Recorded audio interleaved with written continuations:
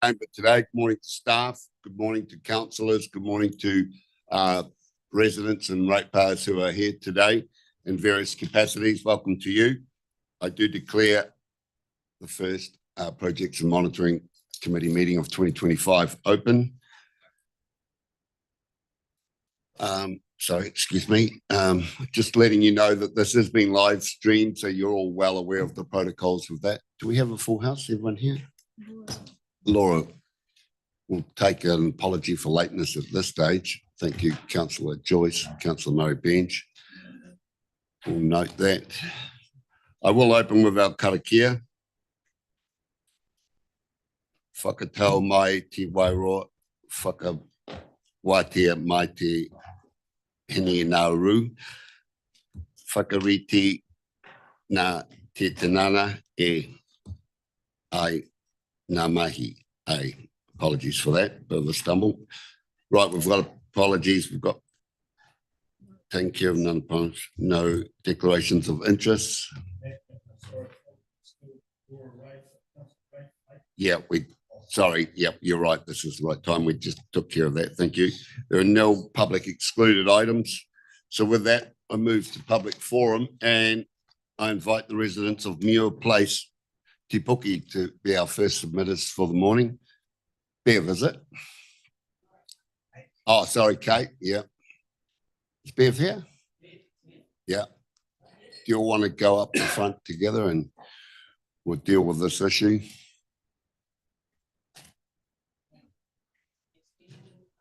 Just wait a minute, Bev. I'll just tell you how we're going to operate this.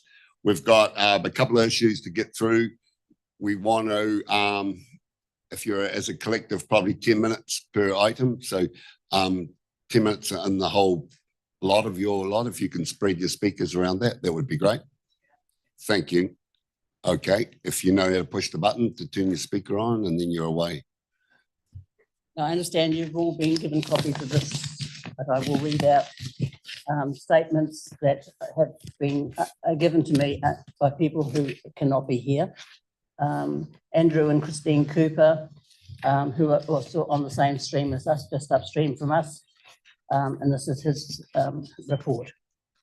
November 2019, Andrew informs council member John Scrimgeour via text and a large long log jam upstream discovered by children. Photos were included in the email, stating our concern that would happen if this let go has potential to cause a major flood. He agrees, need to look into this further, but nothing happened. 28th of January 23, major flood event affecting number 4 road and the Hinganga stream, with residents downstream from a log jam wiping out at least 7 low-lying areas of land. We had one horse washed downstream to Raymond Avenue Park and killed. 2 others required urgent vet treatment, and both of the other 2 succumbing to their injuries. One after a week and the other 18 months and thousands of dollars later.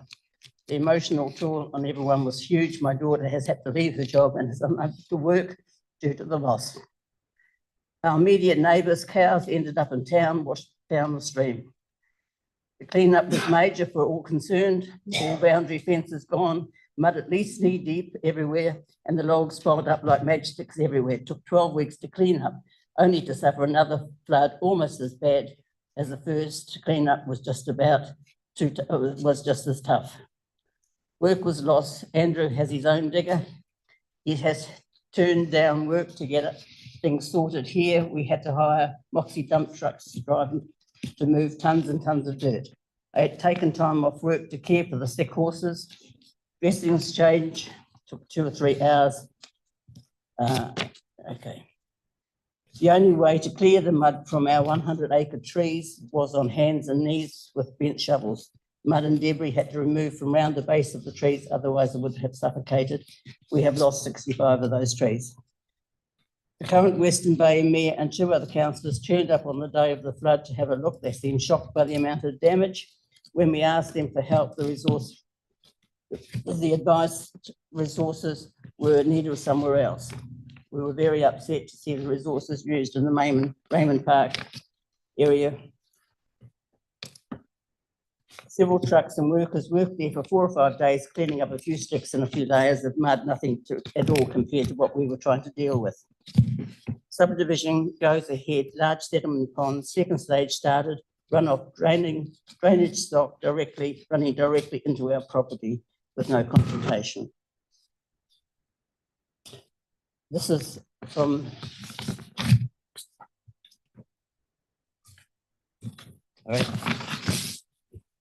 Bev James, a neighbour of mine. She is one of 4 of us whose houses are potentially in danger. We're all 80 plus and are concerned for our properties. For years, I have been going down to the local Te Puke Council office to let them know of the logs coming down the Hanging stream past our house. They are aware of who I am, but at no point did they seem to do more than write down my concerns, nor did they inform me they were looking into where the logs were coming from. Also, at no time did anyone inform me that they were not the people to alert or who was responsible to look into this problem. Eventually, the logs became such a problem that the river blocked in a huge log jam in the middle of the night. The river flooded to such a degree, me and my neighbours had to evacuate. River levels came up so quickly and with only short bursts of heavy rain in a way that they have never done before the stormwater was diverted into our stream. That has left me in fear of another weather event flooding me out. It is a new issue I have not had to witness before in the many years I have lived at this address. Excuse me. The only difference I can see is the run of new housing development. Could someone please own up who was responsible so I know who to contact for assistance and resolution of this situation? And this is mine. I find it hard to believe that no consent was needed to be obtained by the people who would be affected by the result of the stormwater from 400 plus housing development above our area in the Huinga stream. I would not be allowed to divert my runoff into my neighbour's property without getting consent. The area receiving such water is already designated a floodplain. So adding water to this seems to be morally and legally wrong. I understand the engineer who decided consent was not needed was employed by the developer and then was signed off by the Western Bay Council. I am all for affordable housing, but shifting the expense for dealing with the effects of the stormwater to existing properties below the development is unfair. We understand that a different solution was mooted, where the water would have gone across the road into a smaller stream. We would like to know why that proposal was not followed through.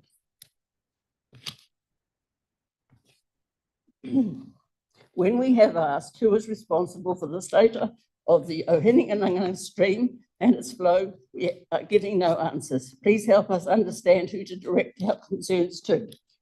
We believe monitoring with drones is beginning to resolve the trees, kiwifruit cutouts, slips and slashes that are potential disaster that contribute to the flooding. Hopefully, collectively, we can resolve this issue. In summary, if our regional councils have given consent for their local residents to have their homes built in a certain area, then it is the regional council's responsibility to do everything in their power to ensure it is protected. Our homes are most often purchased by our life savings and are to see us through. We don't want to be having unnecessary stress due to the negligence by people who have been professionally said it was a better business decision. Thank you. Thank you.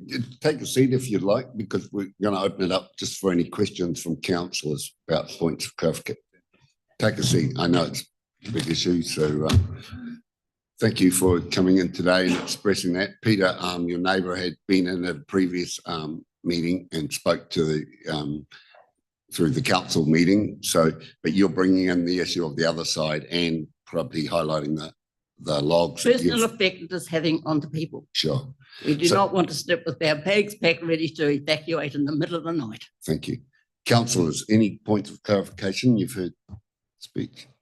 Councillor Valley? Oh, no, sorry, I thought Roy was going to speak as well.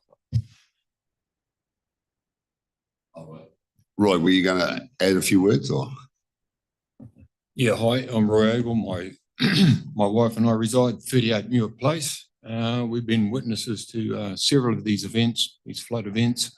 Again, as Bev has pointed out, we've notified council many times of excessive log movements and jams in the river just down from our property, expecting some form of result, removal or whatever, and nothing ever happens. And as a result of the major flood in February of 23, 22, what it was. Yeah, we've had damage caused to our properties. We've lost fences, allowing our stock to be open to paddocks and things. We have had no response to our concerns. As Bev pointed out, council signed this off. It claims that there was no need for consultation because it would not affect any of the underlying properties or persons. I find that ridiculous. We should have been there should have been consultation given to us to allow that we're going to have a new subdivision. Where's the water going to go to? Probably straight over from us where the stormwater comes out into the pond during that massive flood. There is a cage type device for the overflow, I presume. That was like a fountain coming out of there. The pond itself was flooded, as you've seen by a few of the photos. Water was up to the height of the fences. Our property alone had probably 2.5 meters of water prior to it running into where Bev lives and the neighbouring Alec, who actually had property damage. It ran into his house itself. Our driveway was destroyed. We're now subject to a bit of an insurance problem there, whether they will actually cover us again. So yeah, we would like to see something done about it. We certainly want to be consulted of any further movements towards it. Also, we now have another sediment pond being built below the second stage, I presume it's called. Understanding there's 400 odd houses going in there. We were told that there was 1% addition from these ponds going into the stream. I don't see 400 houses and that area of tar sealed contributing 1%. That is way out. So yeah, we would like response to it. We would like to know what actions will be taken to prevent our properties being decimated once again. Thanks, Roy. I do have a question from Councillor Joyce. There's a few questions, I think, but actually I was going to ask if I can, staff, Cedric, what can we do to investigate this, please? There's a stormwater issue, so it comes under you.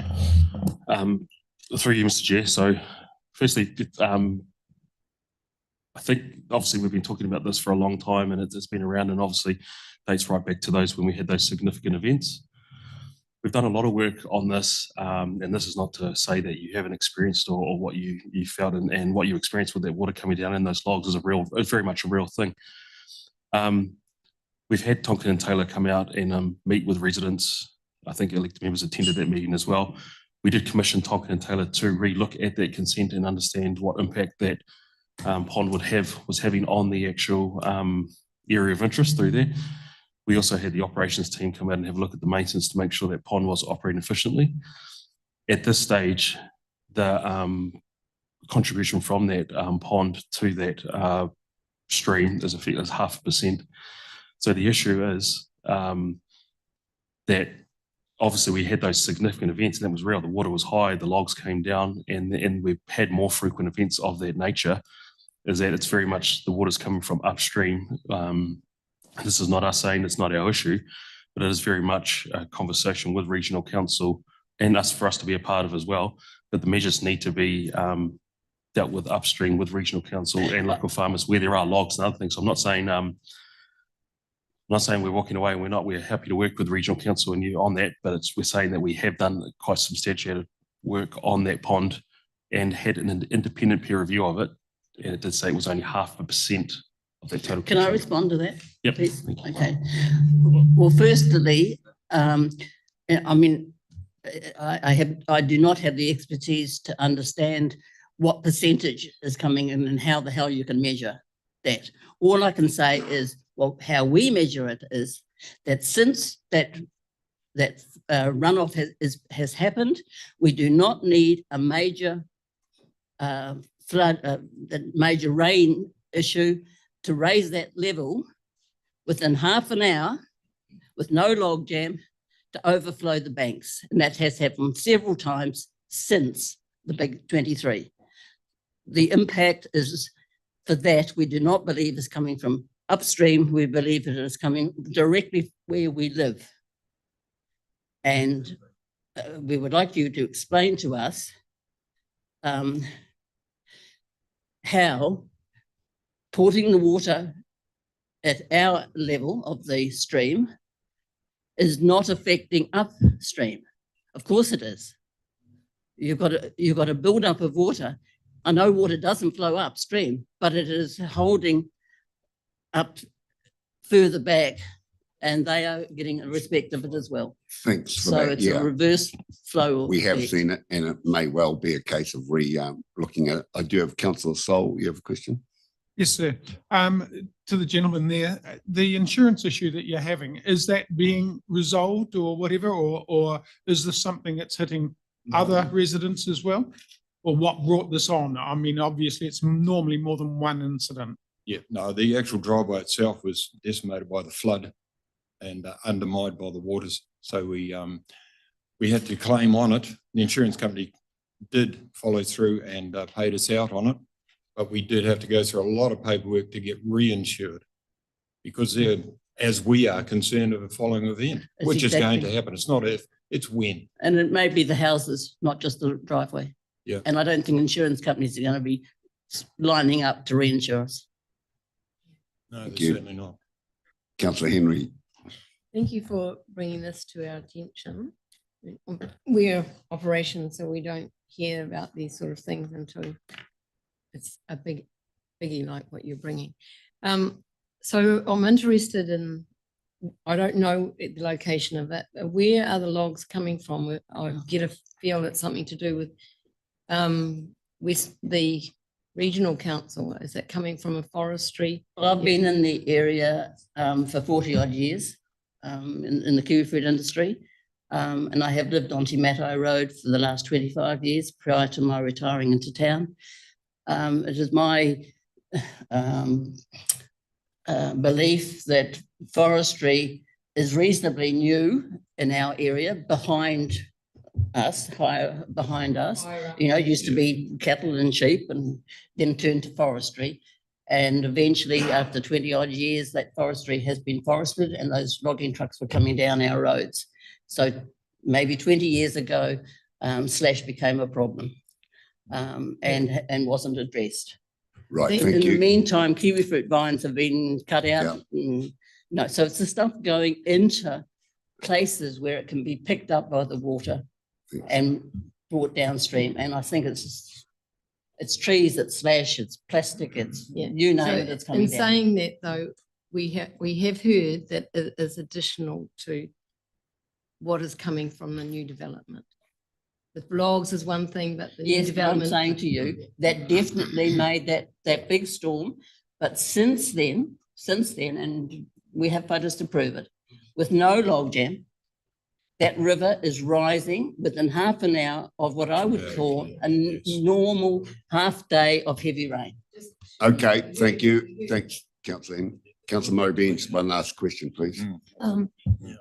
Ma'am, I sympathise with the agony. How long have you lived where you are? Not long at all. I'm a newcomer to the area. I've just retired from the country, Te Matai Road property.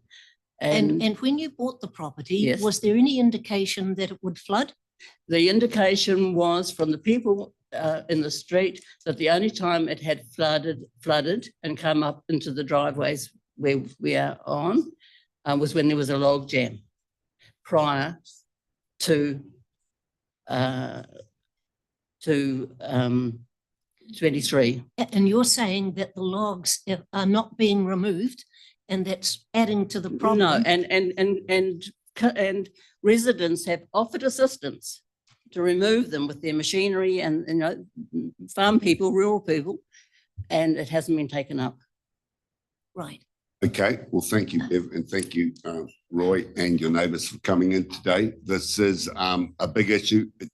You've probably heard about local water done well when there's potentially a new entity could even come into the fray. You're having enough frustration now dealing with Regional Council and Western Bay. We didn't know who we needed to. I know, and there may well be another party. There's one option going forward. So it's something that needs to be resolved and sort out who's responsible Yes, for it what. does. Yeah. And before I turn 90, please. Yes, okay. Well, thank you for coming in. We've got to move Not on. old. And point of order, Mr. Chairman, one of the things that we didn't have last time when they came in, tried to say you were entitled to actually have, we can't make a decision, but we're entitled to have staff do a report and come back to us so you know what in fact the council's view is. To hear us all being concerned, we can't make the decision, but our staff can report to us having consulted with the regional council and come back so we all know where we are. Thank you. Thank Yeah, you. thank you. That's the way we work. So thanks a lot for coming in. Right. What's that, sorry? So we have some questions that we Yeah, need to put And we've forward. got them tabled, so. Have you got them all yeah, there? yes, we have, So yeah. everybody will have seen them? Yep, all grants in. Yeah, well, they haven't read their emails yet, so, but they have the access to them. Right, because Yep. it's all there in the emails, the questions we decided to put forward today. Yep. Thank you. Thank you for that. They've got a signed copy if they can table that. Yes, that's fine. Yep. Rose will come around and collect that. Thank you very much.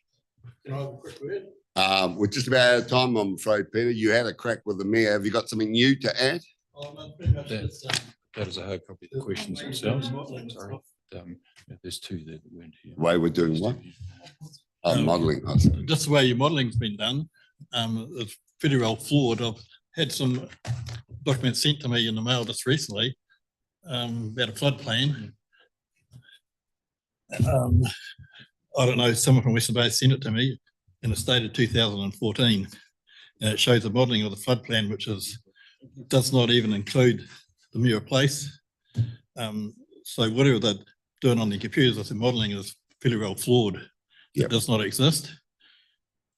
Updates have been given as weather events have changed, so I'm not aware of the Yeah. technical side of it, but we Yeah. can check with our staff and when we get a report back on a possible way forward, Yeah, I'm sure our Te Puke councillors will drive that, so. okay. Yeah, but your modelling it's flawed, you know. We look out the window, we can see what's happening. You can't see it on the computer. Yeah. You know, it's a real life event. It's not drawn up on a computer. Your information put into it and puts out what you want it to put out. Just looking out the window and seeing the weather, you know. Yeah, thanks, Peter. Okay. Yep, we've got that. Yeah, yeah. Right, can we have the Amokara, is it Roger?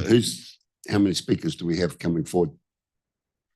Perhaps if just those wishing to speak, if you come up so I can get an idea on the time management, we can keep things on the go.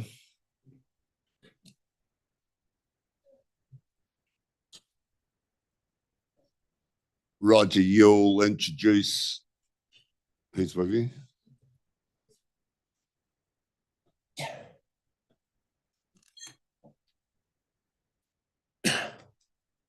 Roger, just before we start, there's one thing, there's been some correspondence go on where one councillor has been singled out for some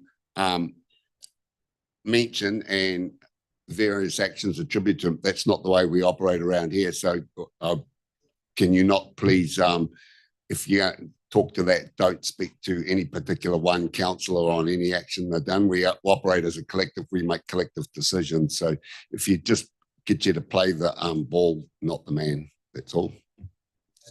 Thank you. So I have prepared a document regarding the Precious Family Reserve, and it's with regard to some work that's been done there. So Friends of the Precious Family Reserve received a grant from the Environment Enhancement Fund of the Bay of Plenty Council via the Amakara Environment Managers Inc. And it was 20,000 plus GST, of which over 17,500 was paid to the Western Bay District Council as a 50% contribution to physical works that were done in the reserve. The goal of the physical works is to restrict vehicular access from Hamurana Road to the Precious Family Reserve by placing rocks and boulders along the waterway and provide plantings of native trees in the reserve to encourage bird life displaced by the destruction of shelter belts with the urbanisation of Amakara Peninsula. Preventing vehicular access to the reserve from Hamurana Road has been successful, and a beautiful stand of 6 maturing Maori Princess Bahutakawas was planted by volunteers of Friends of the Precious Family Reserve to maintain the peace and quiet enjoyment of the reserve. The formerly gated and locked entrance from Anderley Avenue, contiguous with the fence of and adjacent to 110 Anderley Avenue, the original farm entrance, was unlocked to provide access to service vehicles. The access way for the service vehicles to the sewage pumping station foreshore is via the Mabskilly Memorial Walkway. Continued use of this walkway by heavy vehicles has resulted in it becoming rough and unsuitable for pushchairs and wheelchairs, walkers and pedestrians of any age or infirmity. Major users of the reserves are the residents of the adjacent properties and the Amakara Country Estate Retirement Village. All residents of the Amakara Country Estate Village, by definition, are in excess of 70 years. The average age is 82, and incoming resident is a 93-year-old. OCA is no longer just a lifestyle village. The dream to establish the Precious Family Reserve as an Amakara Domain Reserve bathing and picnic overflow place with a toilet 200 metres from the shoreline and parking facilities adjacent to the toilets, ostensibly for disabled, itinerant and homeless users. The adjacent golfers and residents will provide passive surveillance according to the reserve's manager. A recent petition provides ample evidence that the public do not need or want a toilet as proposed. The dream of providing a public place equivalent to the Amakara domain at a meeting, this dream was eloquently expressed. We had an attendance of 2 Kaimai Ward District Councillors, the Chairman of the Amakara Community Board, our Regional Councillor, Anderley, the patron of the Friends of the Precious Family Reserve, who's a descendant of the Precious Brothers, 3 council staff who are charged with installing a toilet, and some 40 ambulant users. The dream ignores the work taken to preserve and ensure the peace and quiet use of Precious Family Reserve and creates an immediate health and safety hazard for residents of Anderley Avenue, the only access to the reserve. Anderley Avenue is essentially a private road without curb and channel, bisecting the Amakara Country Estate Retirement Village of 158 residences and providing access to 10 properties housing 17 persons, all over 70 years, and with the varying states of health and mobility. Anderley Avenue has a signed speed restriction of 40 kilometres per hour, implying a lesser speed in Anderley Avenue as a private road. The Amakara Country Estate is a Sanderson family lifestyle retirement village, originally with an entry age of 55 years. The current entry age without penalty is 70 years, and the latest entrance is 93. In recognition of its ageing and increasingly frail residents, OCE has a preferential arrangement with the Acacia Park rest home nearby. 56 residences are on the northern side and the communal facilities, and the remainder of the homes are on the southern side of Anderley Avenue. All 250 residents must visit the administration centre to collect mail and the leisure centre to participate in social activities essential to their longevity and enjoyment of life. To do this, they need unfettered and safe access to cross and use Anderley Avenue. There are many receiving home care both inside the village and adjacent to Anderley Avenue, necessitating carers parking on a narrow roadway throughout the day. In addition, many service vehicles for both the country estate and the private residents use this for access. The ambulances and first responder call-outs frequency at Anderley Avenue seems inordinately high, attesting to the frailty and immobility of all the residents. Creating another Amakara domain at Precious Family Reserve is unwise, as it represents a serious depredation of its original purpose and presents a health and safety hazard to residents and users of Anderley Avenue. You have sent that through and we have all read it, so I guess I'm just conscious of time. Like we have read that before the meeting, which is So fine. I guess But it seems my- to have morphed on from the toilet discussion to more of a discussion about Andley, and you've brought up things like private road. Well, it's not a private road. It was a road when it was an orchard on one side and it's a Western Bay of Plenty road. But anyway, so can we stick to just Councillor the talk? Thwaites, it is essentially, I said essentially, I didn't say it was a private road, I said Okay, essentially I a must have private road. misread that. Right. Okay. Treat it as, yeah. So what I'm saying is that spending $80,000 on a toilet, whether it's needed or not, the position of the toilet is in the wrong place for a start. What I'm saying is that $80,000 is just the thin edge of the wedge, because once that domain area is established for recreation of beachside people, whatever, barbecues, sealed roadways, a car park, when does it stop? The 80,000 is a drop in the bucket. Thank you. Look, I'll get all three of you to speak and then I'll take some questions because they might be covered rather than taking questions now. So Andley, do you want to speak now? And is it Rob, is it the final speaker? Yep. When my great uncle Jack Precious and myself muted not giving the reserve to the golf club and to make it as a site for the old people that were going to go up into the new houses that they were building at the estate at the time. Great Uncle Jack was quite old at the time himself, but he thought that the people moving in would be even older than him. So we both agreed that we would keep that area as a tranquil spot to help with well-being, and because it is a beautiful haven. The reason why I wanted it besides that was the fact that it was our family camping area that we did, and we had a lot of history involved with that, and we knew the benefits of it for a well-being situation from when we were there.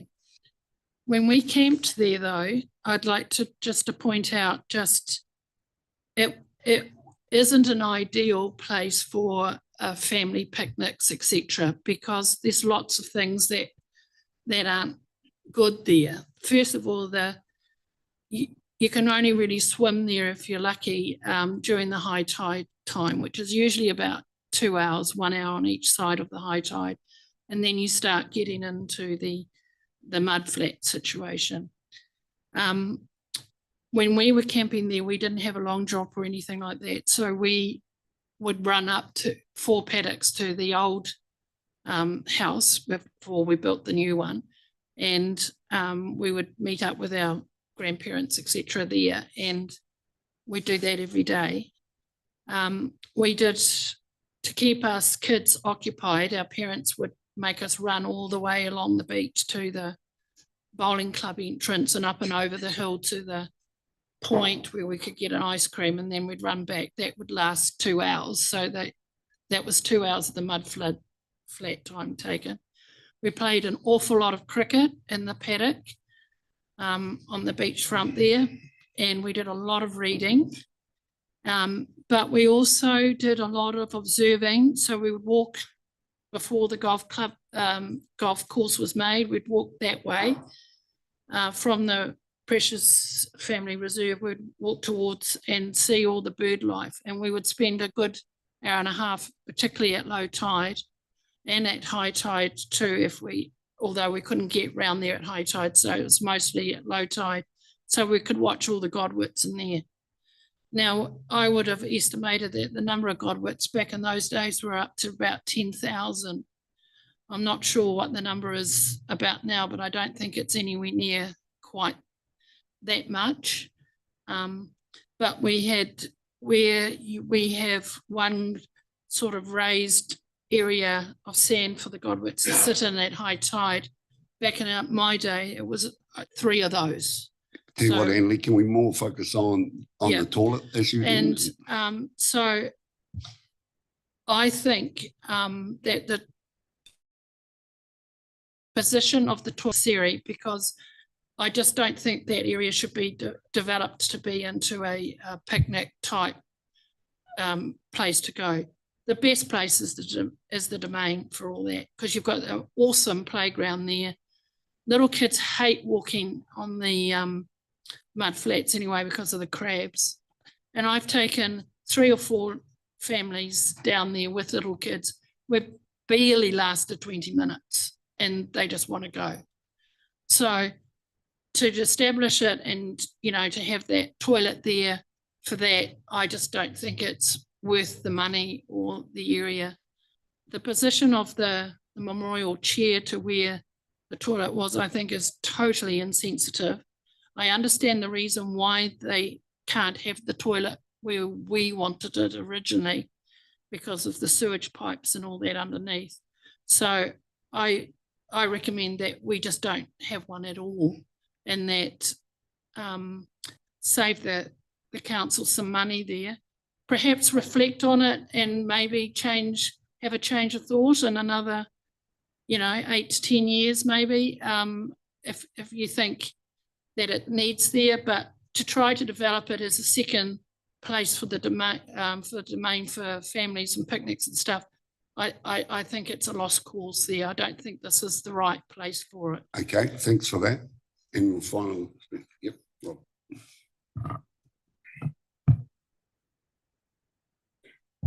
Ladies and gentlemen of the council, please lend me your ears.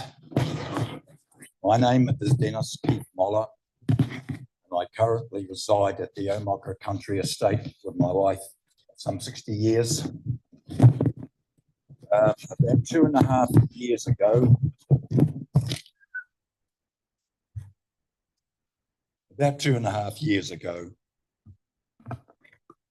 my wife and I applied to have a memorial seat.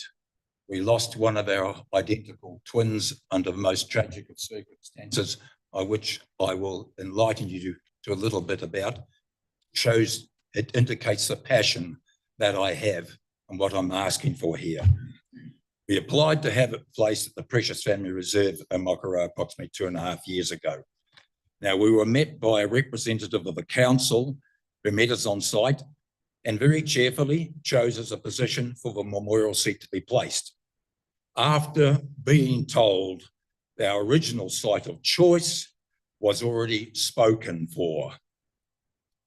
The new site is very pleasing and ticked all the boxes of our expectations, which overlooked the tail end of the golf course and looking up the harbour towards Affinry, where we used to reside. And but what we weren't told that there was a toilet designated to go there and fairly close. If we had have known that at the time, we would have put the toilet elsewhere. Now, the toilet holds incredibly significant. Do you wish to say something? No. That's right. It holds very special spiritual significance for us. And to the reason why, and bear with me for a little bit, we lost our daughter in 2015.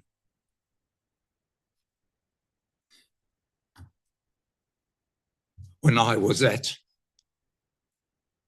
Papua New Guinea. I was up there as a building supervisor for very long hours. While we were there, my daughter went into a chronic meltdown and she came back to live with us. We were residing on Waikino at the particular time. And turned around, I had to cut short my stay up at Papua New Guinea and come back. And I only spent a couple of weeks with our daughter because she committed suicide on our property. It was my beloved wife that found her and had to cut it down off the beam. Believe you me, ladies and gentlemen, you do not want to have to see your children or your child like that. She was taken off Waikato Hospital. They managed to get her heart beating back again. But when I saw her, I knew we'd lost her. Hadn't had enough oxygen. And we had to go to the hospital at Hamilton the next day and take the life support system and release her to eternity. My wife It's very hard in our marriage. My wife suffers from stress and anxiety. Bearing in mind from a woman's point of view, you conceive, you give birth, you bring that child up to a certain stage in life, you live and see their happiness. Unfortunately, in our case, our daughter fell into the hands of a very unscrupulous man. I call him someone masquerading as a human being. And she's now in eternity somewhere. So this is what holds very special feelings for us with the memorial seat. I find it extremely insensitive to have a toilet seat put alongside very close to our resting place of our daughter, which we go down every morning and we go down every night and have been doing for the last 2.5 years. My wife, if she was here, would have liked to have stated that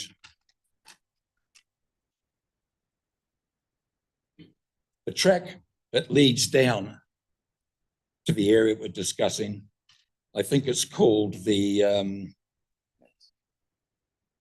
what is it? Mabs Kelly Walkway. The Mabs, thank you, the Mabs Kelly Walkway. It's pretty rough. It's full of potholes. There's a lot of people that use that. And I'm talking from the retirement village, elderly people, golf carters, you name it, it's being used. So my final statement to you is that I would like it to be strongly reconsidered. We do not need a toilet in that position at this stage, especially that close to our memorial seat. I thank you for listening. Thanks, Dennis, and yeah, sympathies for your family for that, what you've gone through there. Councillors, any questions for the three? You can stay there for Rob, you're going to speak. If I can, yes, I have. Rob's just got a quick summary. For 3 minutes? Yep, thank you. I live in Hammer Road and I'm right on the reserve. Two parts of the Precious Reserve, the main part and then the part down by the beach. We've been there since 2017. There are 9 houses in that property bordering the reserve, and 5 of us live across the front of the reserve and look directly out to where the toilet is going to be next to the memorial seat. We became aware of the proposal for a toilet 2024. How did we become aware of it? My wife noticed a chap down on the reserve marking out the ground with paint. And that's how we were informed that a toilet was going to be built on the reserve last year. As ratepayers and those considered to be affected parties, we should have been informed. We should have been consulted. We should have been informed. We should have been told what was going to happen. You know, we're directly in front of our homes. Consultation took place by council in 2017, 7 years ago. 7 years ago, there were only 2 houses built there. We weren't living there then, our house was being built. So how can consultation of affected parties be taken 7 years ago when the toilet is being built in 2025? You know, completely out of touch with the current situation. So we did a survey. When did we do the survey? We did it on Saturday, the 7th of December. We campaigned down there by where the toilet was going to go. We spoke to 36 random people, randomly chosen, and spoke to them about the toilet being built there. Responses: 27 people totally unaware that council intend to build or construct a toilet on the reserve. 9 people had heard that a toilet was going to be built, but through hearsay, not officially informed. 8 people thought that a toilet was needed. 28 thought that a toilet was not needed at all. 28 of the 36. So that's a fairly significant survey. Your council survey done in 2017, 37 submissions. What did they want? No toilet at all, or couldn't see the need for one. So it's pretty clear that it wasn't needed. Back in 2017, I think there were cows roaming around on the piece of land that we built on. Now we've got houses there. Then the submission, or the petition started. Nearly 400 people signed that petition. saying that they didn't agree with where that toilet was going to be built. 400 people. Now that's fairly significant. You know, council members, we're a community quite different to what it was like in 2017. Surely we should have been informed somehow. Surely we should have been consulted.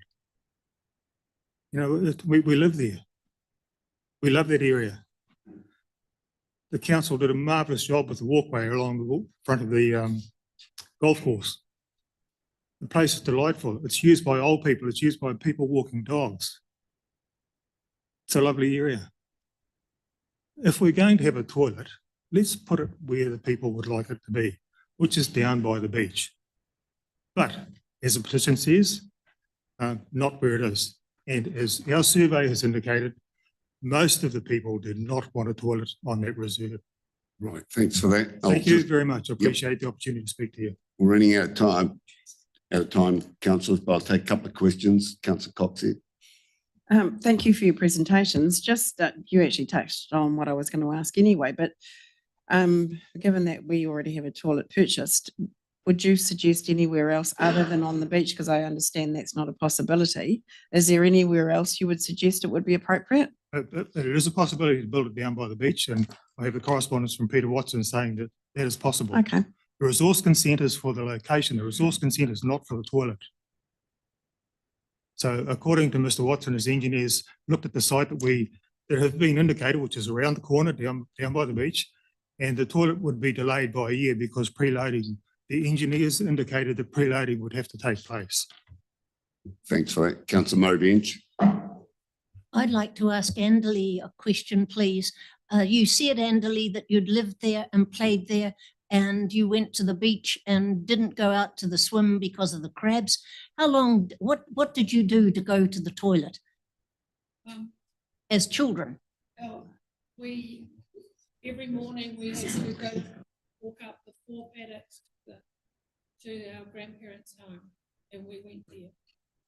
We weren't allowed to go to the ablution in the area. So that was, every morning and every night we went up to that. Okay. Thank you. And second question, sir, is to Roger. What do the people in the resort, in the retirement village, do they walk down to the reserve and just wander and take their dogs? How do they use it? Thank you, Councillor Murray Benj. Yes, that is precisely what they do. And many of them do have small dogs and take them down there to exercise. Many of us actually circumnavigate the golf course by starting at the Precious Reserve entrance and going around and coming back through Western Avenue. So it's quite a good 45-minute stretch in the morning. And it's part of our routine of staying alive and being well as seniors, yes. Great. Right, Mayor Denny, I'll give you a chance because you've got another appointment in a second. Too many things on. Thank you. I just want to clarify, how far away is the memorial seat from the toilet? Can you see that? Well, in meters, rather than trying to guess it on a... Yes, can you turn that speaker off in front of those two? Yeah, we can only have 2 on at a time. And turn your one off. Okay, so that looks about 3 or 4 meters. Would that be accurate?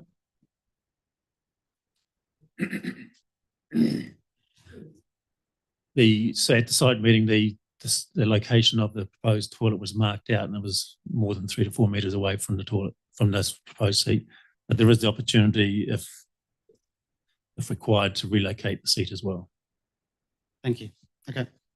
Councillor Sol, one final question, please. Yes, actually, my question is about the land was donated, etc. I'm just, I guess, interested in the spirit of the gift and what it was to fulfill. I think we need clarification on how that land was purchased. Yeah, by Peter Watson. Sure, Mr. Chair, thank you. Yeah, so the land was purchased and its primary purpose was for that of stormwater. Right, with that, we have the petition coming up. So thank you, Roger. Thank you, Dennis, for your heartfelt words. Andley, great trip down memory lane and a place of significance to you. And thanks, Rob, for coming in. And you're welcome, you will obviously sit and listen to Dr. McCabe's Thank you very much. presentation. Right, we are running tight, Dr. Bruce, so we've crept over a little bit, but we'll try and get back on track. So we have all received the petition. We've had an ample chance to read through all the pages of correspondence and the various issues that they've raised. So I'll hand it over to you. Welcome. Thank you, Mr. Chairman. You know me, I'll keep the time.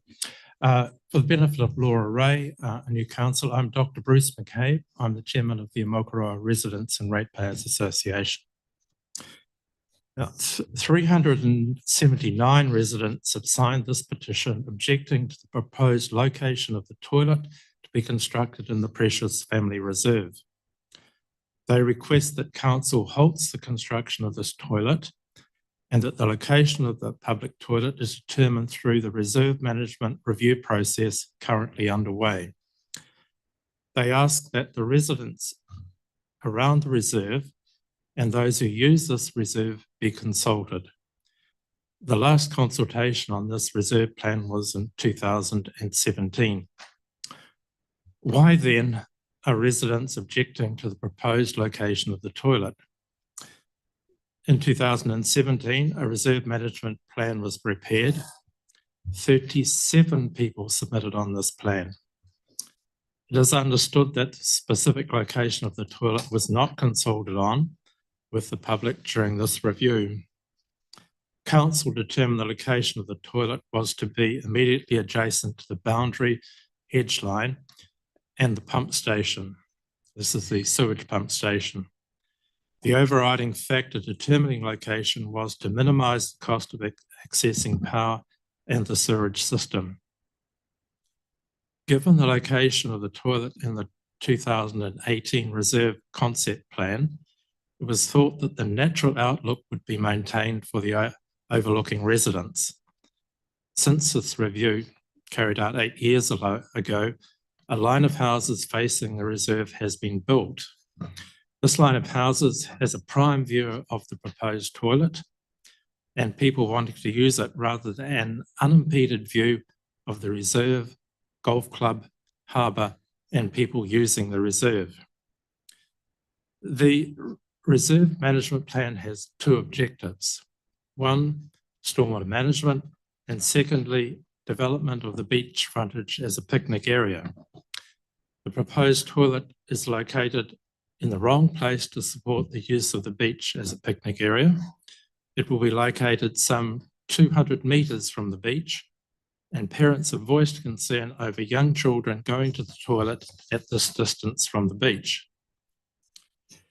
To support the use of the beach frontage as a picnic area, the toilet needs to be located closer to the beach and within direct line of sight of parents. If council intends to develop the beach frontage as a picnic area, council needs to consider locating the toilet closer to and in direct line of sight of the beach. Considering legal requirements, both the Local Government Act and the Resource Management Act and associated case law require that consultation is both current and that there is sufficient specificity. 8 years ago is not current. The Reserve Concept Plan showed the toilet in a different location. A non-notified resource consent under the RME was sought and granted in May 2024. This was based on consultation undertaken in 2017. This is far from current consultation. Consent was based on the 2018 concept plan that was not adhered to, which is quite different from the current proposed location.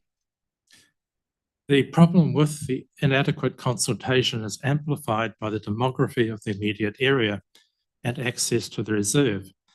The only vehicular access is through Anderley Avenue, doesn't have a curb and channel or pedestrian crossings, which bisects a retirement village. Residents with a minimum age of at least 70 cross this road using walkers, Zimmer frames, and mobility carts. Widespread public access through this road is an accident waiting to happen Anderley Avenue is not an appropriate vehicle access for the reserve. The appropriate action for council is to now halt the toilet construction, rely on the outcome of the current reserve management plan review to provide the necessary current consultation and specificity to allow toilet construction to proceed at a location that meets public expectations and will support the reserve management plan objective to develop the beach frontage as a picnic area in a manner that is safe for the residents in the retirement village. So councillors, let's get it right this time. Thank you. Dr. McCabe, on time. Councillors, any questions for Dr. McCabe before I call for a move and seconded to accept the petition? Councillor Joyce. So I'm just a bit confused, Bruce. Is there really a need for a toilet there at all? There's a difference of opinion there. Some say yes, some say no. And what I'm saying is, why not use the reserve management review process to answer that question? I see what you're saying, but it just seems to be a lot of people don't seem to want it at all. And we've just been down only a few months ago, another fight over Precious Family Reserve, over a dog park. We just seem to be very hack-handed, frankly. Yeah, but the petition is, we don't want it there. So what I'm suggesting councillors do is use the reserve management review process to determine, do you want it and where should it go? Any further questions, councillors? Councillor Daly.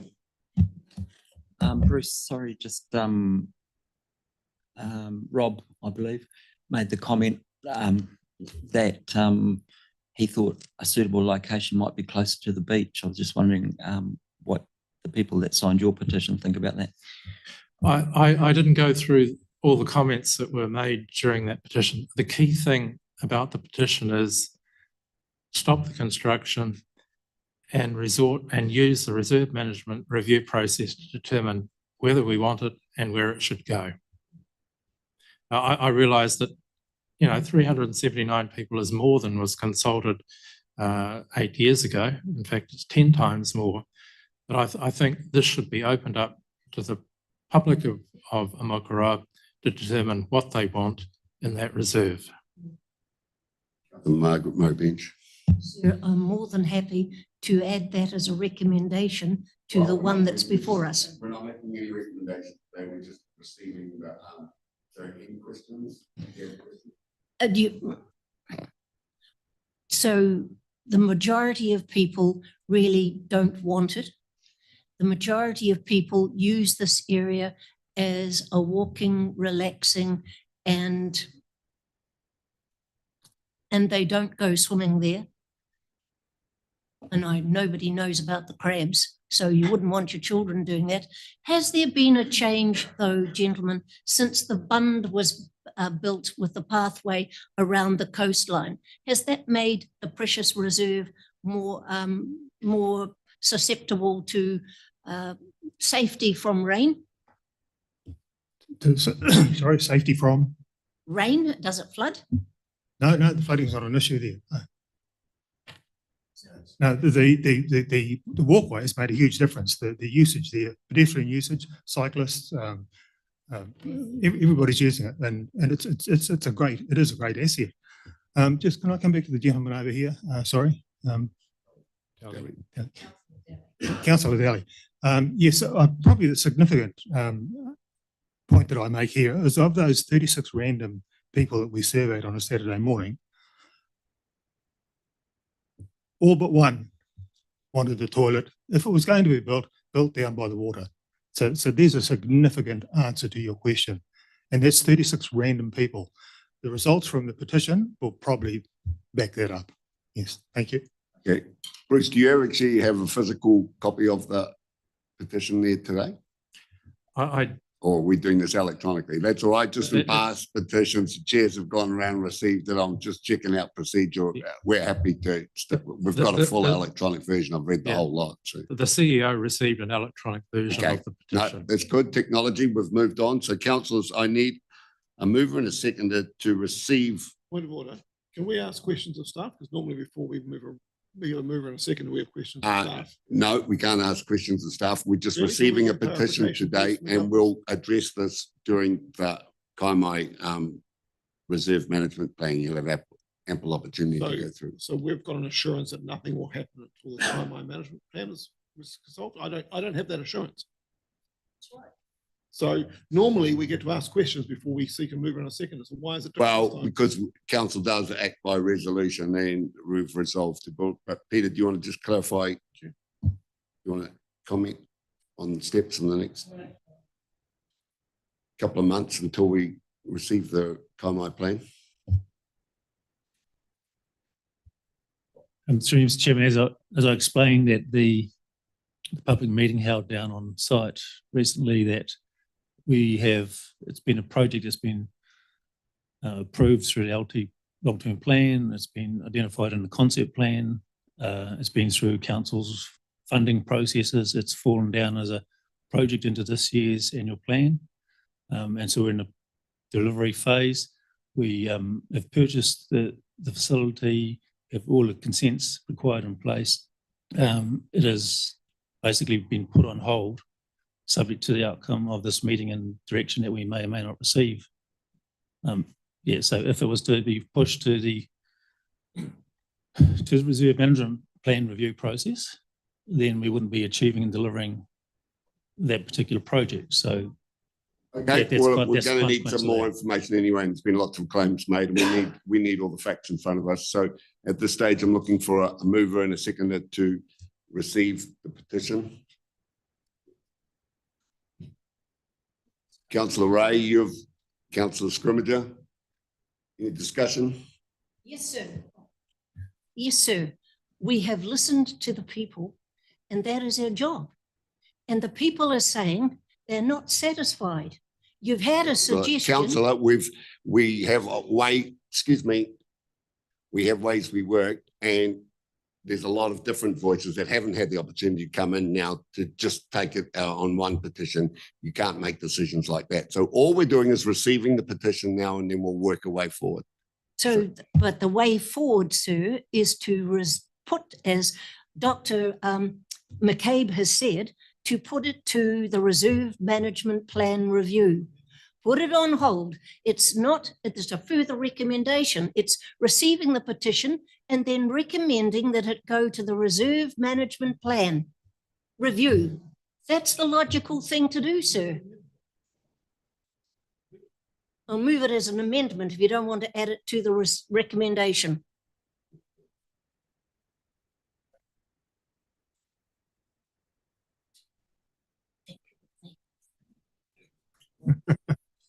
Okay, I've taken advice, and I will accept that we can refer it to staff to take advice. We can't make any decisions about in, out, what's in, what colour it's going to be today. We will just refer it to staff to bring back for further advice. So that effectively does stall it until that comes back. No, that'll become a public document in the way we work, and it'll become a part of an agenda. So Laura, are you willing to accept that?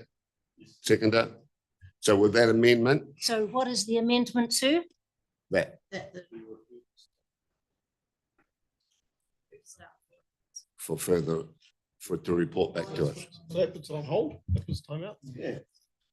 And so what is wrong with referring it to the review of the management plan? We don't make a decision. No, Councillor Mobench, that will flow. We're not going to debate how we operate our procedures now. Yes, we can. Turn your mics on. Mr. Chair, just to say that standing orders make it quite clear how petitions are to be managed, and the advice that has been given to the chair by our governance manager is correct. Council cannot make any decisions on a petition like an item in public forum without there being a proper process and a public report that considers the options. So the amendment that has been made is procedurally correct. Thank you. Any further speakers? May I Councillor say Joyce? that clarifies it. I'm satisfied. So I just want to confirm that means it's on hold Yes. pending a further report. Yes, I've heard that whispered, but I haven't actually had it said into a microphone yet. That is correct. Thank you. I'm happy with that. Thanks. Right, no further ado. I will put the receipt of that recommendation as of page in your agenda, so don't you? And the additional, That's referred to staff, further advice and report. referred to staff and further report back. I'll put that all in favour. Those against? I declare it carried. Thank you. Thank you, Bruce and Roger coming in. Thank you, Mr. Councillors, I think Chairman. we'll break for 10 minutes for morning tea before we tackle these operational report and the procurement strategy document. Thank you.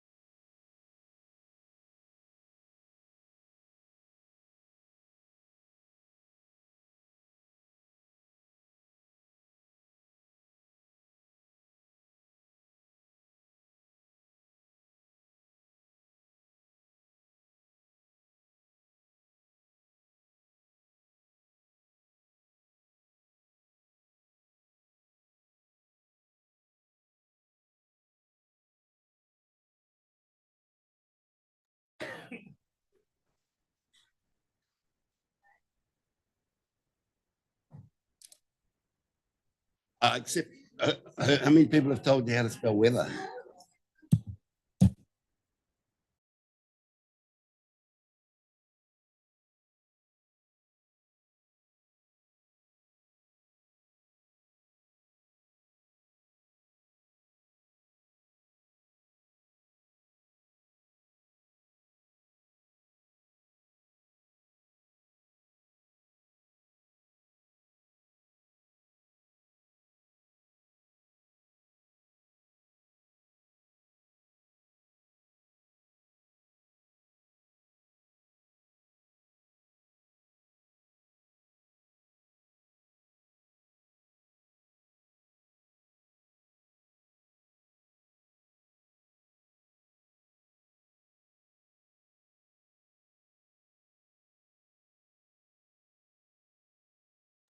Of the report, operational risk and scorecard report.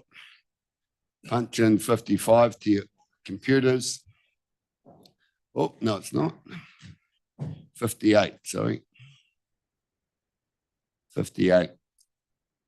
Great report. So just like to acknowledge the work Adele's team and Cedric's team have both done to this, and probably Rachel's team if she's here. No, she's not here, so I don't have to acknowledge it, Peter. So great work. Cedric, I'll hand it to you. Thank you. Through Mr. Chair. So obviously, similar to the last format, we've got the take the report as read, and we've kind of broken it down to 3 stages. So happy to answer any questions for the topic and descriptions, and then the GMs are all here to answer any questions on the scorecard. And then once we've done that, Coralie will do her thing on the Capital Works program. So yeah, happy to answer any questions on the key topics. Great. Hopefully you've all made notes, and Councillor Mobench, you can kick it off. Yes, sir. I had a really angry call from a resident last evening, absolutely furious that council overpromises and underdelivers. That was her comment.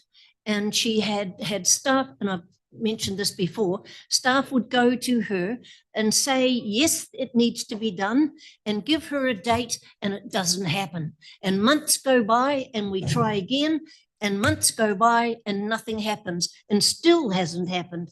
Over deliver and over promise and under deliver. That's the reputation we're getting.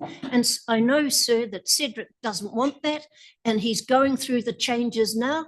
And so I'm sure we can tweak it and get it right. Can you tell us what project you're referring to? I'm talking about Mrs. Chalmers on Tapuna Road and the bumps that are in the road, and how the trucks hit it and it knocks, and it causes real grief because it happens twice, and there are 2 of them that need to be smoothed out, sir. That's a road that's taking a lot of traffic, and heavy traffic as well, and they're taking more than their fair share of the work that goes on in Tapuna, and getting that road right is fundamental. So I know we're going through change, but if we could just tweak that and get it right, Cedric, would be really wonderful. Tomorrow, maybe. I tell you what, councillor, be careful what you wish for. Sometimes you start playing with road services and you create bigger problems. But I think that's only my advice from history has shown Sir, me that. when the staff start say digging it up can be asphalt. done, so I'm taking staff's advice, sir.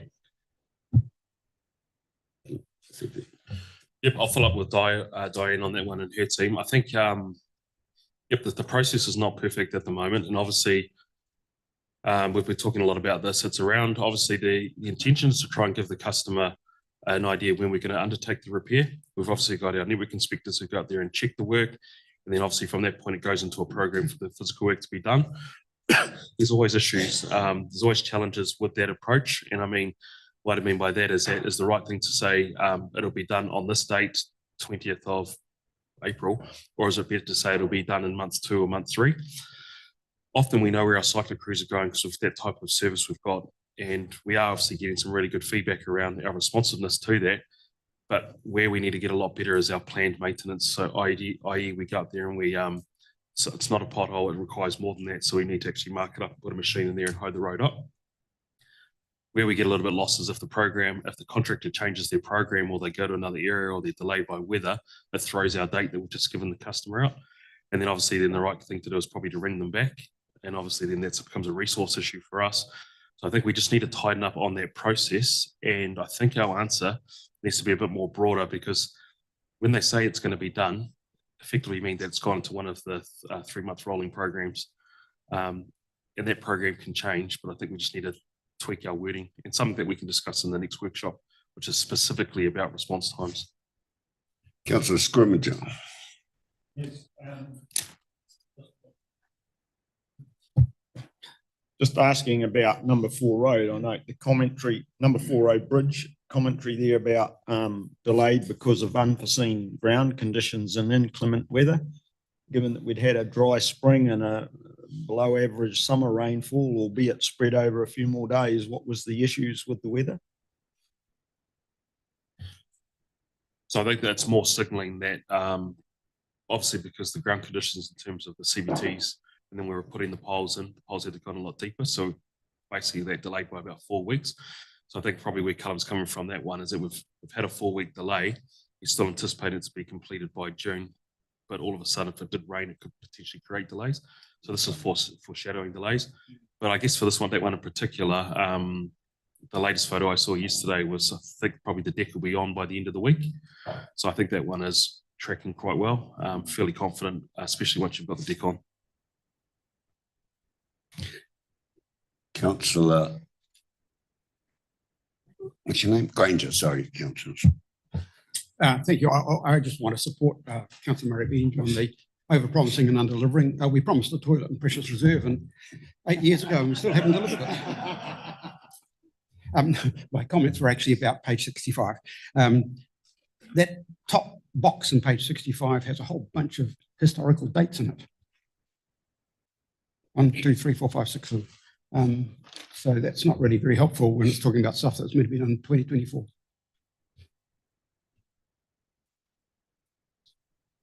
So what is the current status of any of that stuff? Because we're well past December 2024.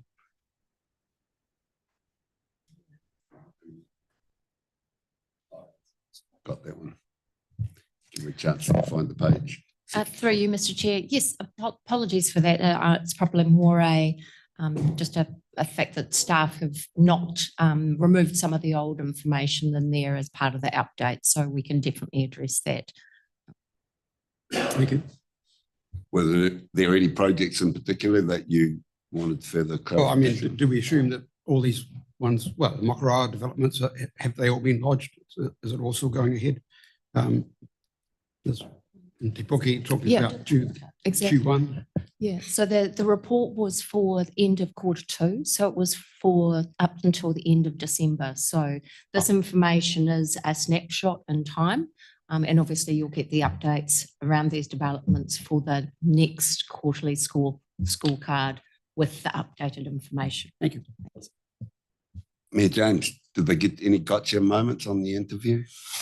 No, I don't think so. Anyway, you can all watch later. No, I just want to pick up on what Councillor Murray Binge said about over-promising and under-deliver. I think we also have to be careful that some people misunderstand what has been said or promised, and so and these statements can go out online and get legs before anyone can get to it. I mean, for example, there was one on Mokoroa last night, and saying that there had been a promise that there would be no day works for the Mokoroa roundabout. Yeah, well, quite. So that was I didn't know the full answer, but I thought that was an astonishing thing that anyone would have said. So we've got to be careful about what some people perceive as being promised or not, and maybe we can up the game on correcting that perception. I did want to just ask, just on the roads and the rehabs though, there was a request accepted that there'll be some elected member input on the rehab program coming up. Can you advise as to when that might be?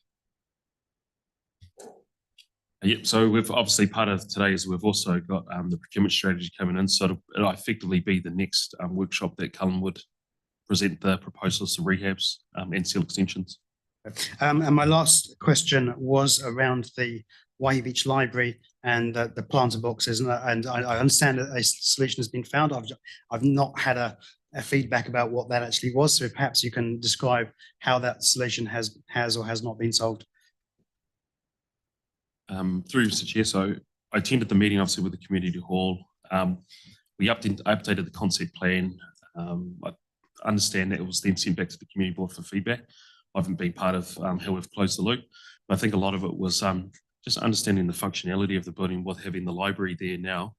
And then obviously where people would park, where you would usher people in, i.e. I think the hall had some really valid concerns around obviously with the layout being changed, how you sort of potentially usher 300 or 400 people into that hall on windy days, wheelchair access. So I understand that's all been worked through and they've landed on the concept, but Councillor Henry might be able to. I'll jump out of line. Rodney, you've been involved in those Yeah, meetings. all three of us have. But there's basically they're going to extend a bit of a roof round to the side door. So that'll become, it's not just people, it's also loading in and loading out, right? Because you can no longer have vehicle access. And when they do big expos and things in there, people need to be able to get stuff in and get out. So they're basically putting a bit of a roof that goes around the corner and that will allow both covered access to the main entrance, but also covered access to that first side entrance. For the that's come from. So through you, Mr. Chair, I want to ask Councillor Joyce: are you satisfied that the affected people, should we say, or the hall committee and so on, are happy with the solution that's come out? Hall committee is very happy, right, Helen? Yeah, and yep, the hall committee is very happy now. Yeah. Right, that was the issue. So thank you. Thank you. You happy, Councillor Sol? Thank you, sir. Actually, first of all, again, I'll touch on that other one. It's always better to exceed expectations. And that is something we, as a council, probably historically haven't generally done. But that's the nature of our business. Anyway, sir, tar for the answer about number 4 road. I just really, as long as it's good that it's come up and been brought up, and I know that people will get from this the a feeling that something still is happening and it's getting near, you know, and I think that's important to them. It's how the perception and how they feel. My question though, sir, is to do with Waihi Beach stormwater, and in particular, we have in there the comment is further deterioration, and due to weather against the stormwater situation as far as Darley Drain and the dam is concerned, and it's also covering the Waihi Beach wastewater treatment plant. So my question to that basically is, what is the damage that's been continuing to obviously happen, and how are we mitigating the deterioration that it doesn't get further down the line, so to speak? How are we hopefully stopping it from getting worse?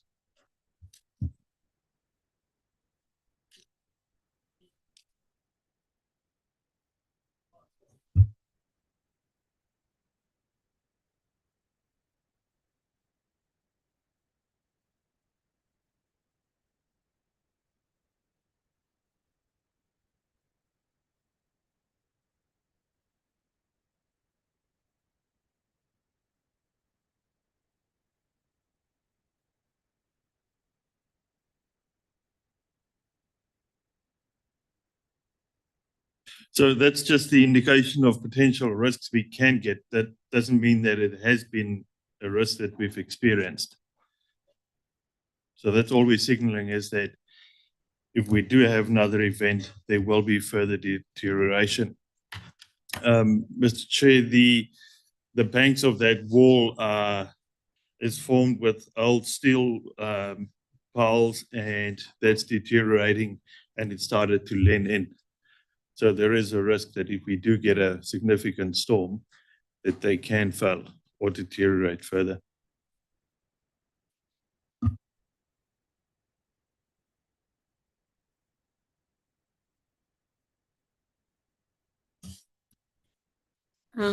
Further to the Mayor's question, the main concern with some of the people at Waihi Beach Library was that they wanted to have, as you know, to driving up to the main doors.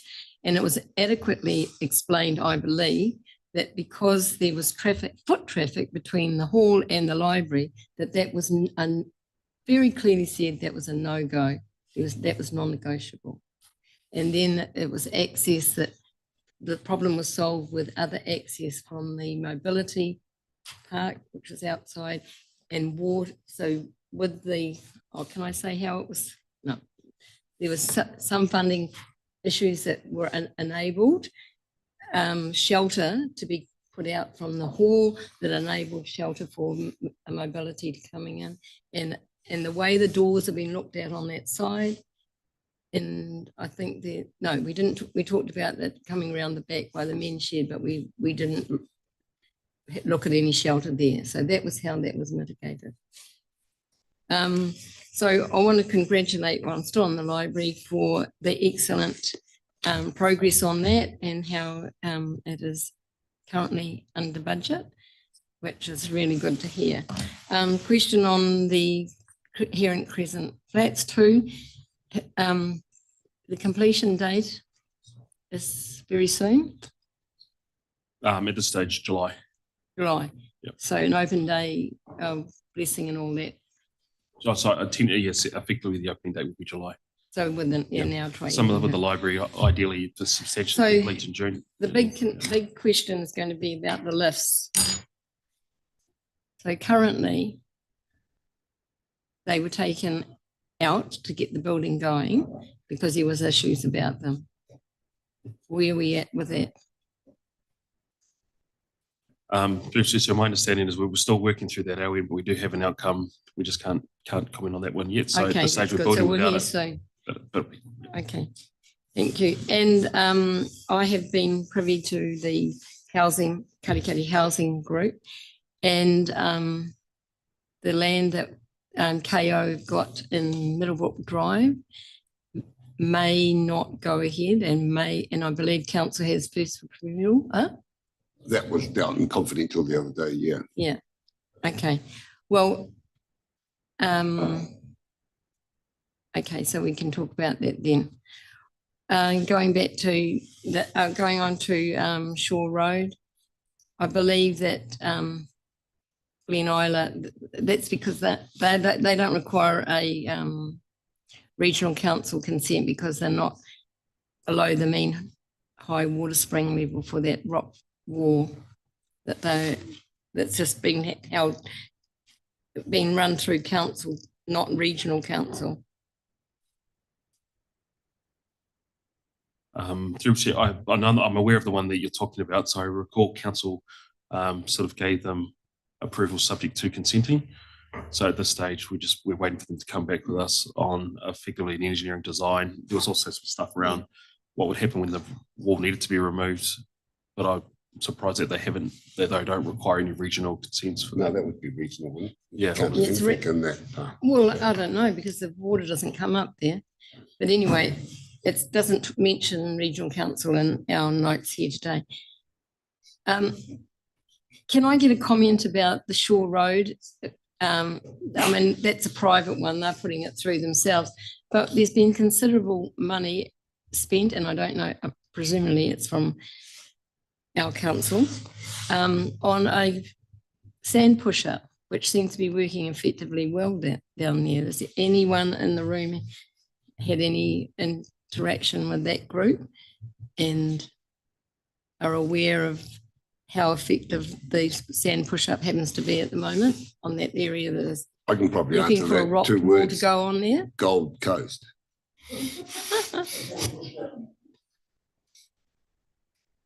If it's not available for now, can I get an update on where council's at for that? So when we do clear out 3 Mile Creek, we've got part of our consent is that we can take the sand that we take out from 3 Mile Creek and store it somewhere else on the beach. So we normally place it in that vicinity, and that particular group of homeowners then pay the cost to place the material. I know that they're working on a consent, but I haven't seen one. Well, it's probably with the regional council now. Yeah. All right. We'll watch this space. Thank you. Councillor Wickers.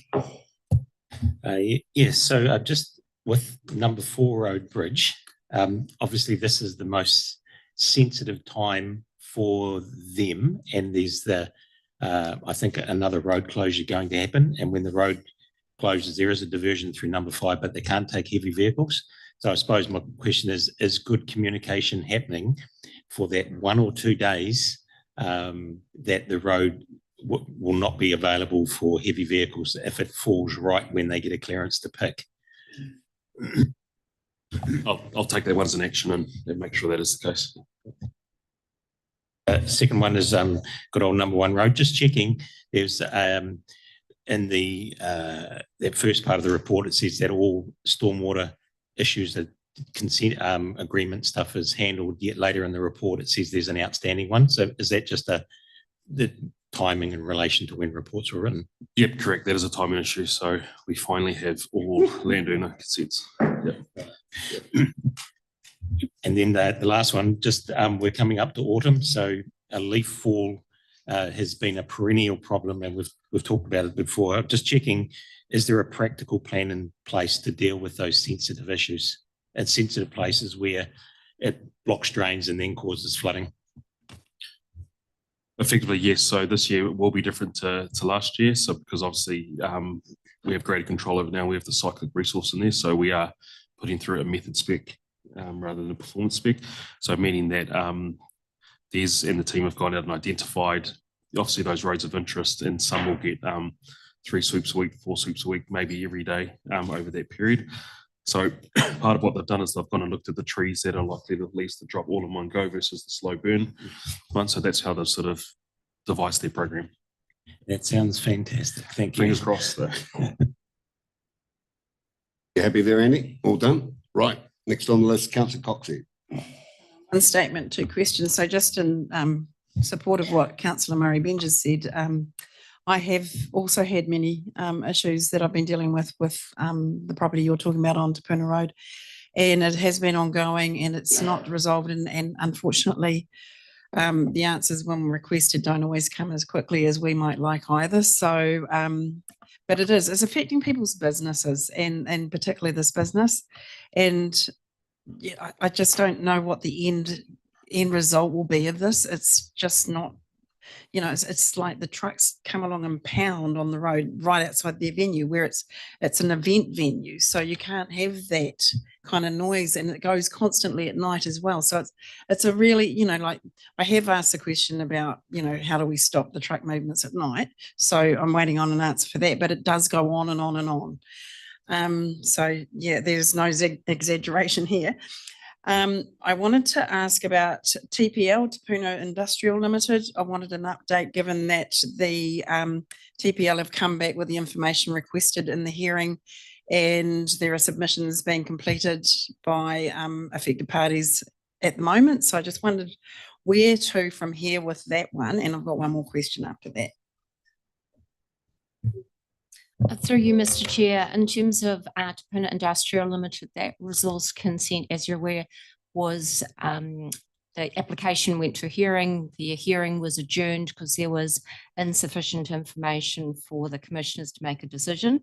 The stage that it's at is that all the parties the parties that were required to provide information back to the commissioners have done so. Yep. And that's currently sitting with the commissioners to determine the next steps. We are waiting for a minute from them, so they prepare a minute, which is basically advises us around the next steps. So that has yet to come back from the commissioners, and I'm sure there'll be members of the community and yourselves will eagerly await what comes out of that. So we'll keep you informed. So that could either be, well, it's approved or it's not, and or more further information. What are we looking at there? That's up to the commissioners. Yeah, so, okay. you know, they're obviously in the process of reviewing what's been provided. If they still request further information, that will come back as a further minute, or if they decide that they want to proceed on the papers, that will come back and advise parties, or if they wish to go through a process where they reconvene the hearing so that they can raise matters with submitters, then that would come through as a minute. So we've yet to get a clarity around what that will be, and as I say, we're Yeah, waiting and I mean, that I know it's a information. process, but it's a totally inappropriate business where it's proposed, and this is where we're proposing to put our new reserve at 109 Clark Road as well, just alongside there. So next question around 109 Clark Road is, my understanding from last time, I think Cedric, was those sections, none of them have sold yet. I know one went under the hammer but didn't proceed, is that right? Through you, Mr. Chair, I think Kerry commented right and said we've got one underway. Yep, through you, Mr. Chair.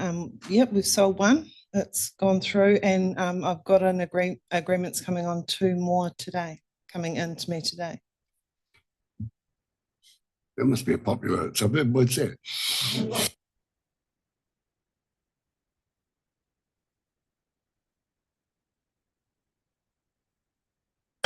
Okay, I've got Councillor Ray followed by Murray Benj and then Daly in my list, so you know where you are. Oh, and you want to come on the list? And you're after Councillor Daly. Yep, there you go. And then I'll go after Rodney. So that shows how polite I am. Councillor Ray. Thank you. Just wanted to comment that the report is a wonderful report. But my first question is around the drinking water compliance. And it says that we don't meet, or that none of our council supplies meet the protozoa requirement. So is there any sort of, I guess, penalty that we're receiving through that? Like, are we paying fines or of any nature towards non-compliance in that Yeah, area? you're our water man to answer, Councillor Ray. Chair, no, there's no fines involved. And we've made sure to communicate to the on this, that they understand our position. We've also shared our implementation plan to get ourselves compliant with them, and they're fully happy with the plan and with our progress. And we meet with them regularly to keep them informed. Okay. Did you have a timeline for when that will be achieved? When will the last UVs be installed, Reese? January. It says that. So yeah, we're working on it. The UVs would be the last one to get us over the line for all our compliance, not only protozoa. Thank you. Awesome. And the last question I had was around the Blue Haven consent. So are we at a stage now that do people get to submit to these consents, or is because it's under fast track, is that saying we don't want to hear from you, we're going to pass it through? I'm just trying to understand, are we at a time where the public can give their thoughts around it? So the Blue Haven application is still yet to be lodged with council. Oh. Yeah, so well, it's through the EPA. So what happens is the EPA then notifies us, and we've got a set time frame for actually responding through to that application. We're still working through our internal processes around what that would look like in terms of our response, in preparation for when that consent comes through. So there is definitely a number of meetings happening for us to gather further information in advance of that consenting being lodged. Will they ever have that opportunity to give their input to it, or? It's not through a council process. Yeah. Councillor Murray Benj. Sir, I'd just like to clarify one thing, and then I've got a question. The person that was so angry with me last night, and I mean angry, she was over the moon when we bought our transport system in-house, and she had a call and she was thrilled, and someone came to see her and she was thrilled. And so never give over the fact that when you're communicating with people, they love it. And so we did it so well, and then we've dawdled. And so that's what's made her angry. And so it wouldn't matter what one said. Now she's almost lost faith in us, and we've got to restore that somehow, Cedric. So I just want to make sure that you understand Yep, that we got it the coming first time. inside, Yep. people love it. we contact them and keep them informed. My second question, sir, is this issue: how have we survived so long when we haven't had this protozoa in our system? What does it cause? And why do we need to actually have a system that spends money to take it out, whatever it is? And how does it affect the body? Well, nobody's had it. I can guess. EJ, you're the expert. Chair, I'm not a medical expert, but protozoa causes tummy bugs. There's zoocysts and Have you had a problem? bugs in the water that can make you really sick. It hasn't been picked up in our water, so that's why nobody has got sick, but we can't say that nobody will ever get sick. So it's like putting on a seatbelt in your car. It's a precaution. But the other thing the UVs will do is it will also address viruses in the water. So again, there's another benefit of installing the UVs. The virus protection is not a requirement at this stage, but we know that the Te Mata Arawa is looking at making that a requirement in future. Councillor Daly. Yes, just 3 questions. On Te Puke developments, it's noted that Furco ZEST developments have got their resource consent for a 380 lot subdivision off McLaughlin Drive. This is one, I think the resource consent probably goes back, I don't know, 10 or 15 years maybe when they first applied for this, but and they propose to increase the yield up to 450 lots. And just in view of the public forum this morning and the adjacent catchment for the stormwater, has the stormwater resource consent been approved for this subdivision? And I understand council actually applies for the resource consent, don't they, and hold the resource consent for the stormwater for subdivisions like this? Yeah, that development is recently looking to, or they've approached us that they'll be resubmitting and making changes to their development. At the moment, I think they've got an approved consent. Is that correct? And so the stormwater layout hasn't changed significantly, and they're managing all their effects on site through a structure plan pond, which is to be constructed by the developer. And I mean, I remember papers and going back to like 2010 on this particular one, I'm pretty sure, and the detention ponds on site was one of the things that they objected to in the early days. But I mean, obviously we know now that they are quite important, and Tynan Street, for example, has 3 detention ponds at the level of the subdivision, whereas the Dunlop Tamania subdivision doesn't have any street level retention ponds. So I'm just wondering, yeah, so the stormwater consent hasn't been progressed yet, but it will be based on the original plan. Yeah, that's right. They haven't progressed with construction, but it will be based on the original plan. They're 2 very different catchments, and one is a lot more sensitive than the other, though Hinianganga, which the Dunlop development is discharging to, has quite a large upstream catchment, whereas the McLaughlin or Zest it's basically it. It starts there and then moves downstream. So everything that they add will, everything downstream will be quite sensitive to those changes. So that's why they've got their pond in place. Okay, I'll leave that there. The Waihi Beach wastewater treatment plant is still the re-establishment of a single cell HDPE line SAS Lagoon. Is this the one that failed like 5 or 6 years ago that we still haven't fixed? Okay. Is there a reason why that's been so delayed? Or what is the reason that's been so delayed? So it took us a number of years to get the insurance claim resolved. That led to a lot of frustration. That's been resolved in the meantime.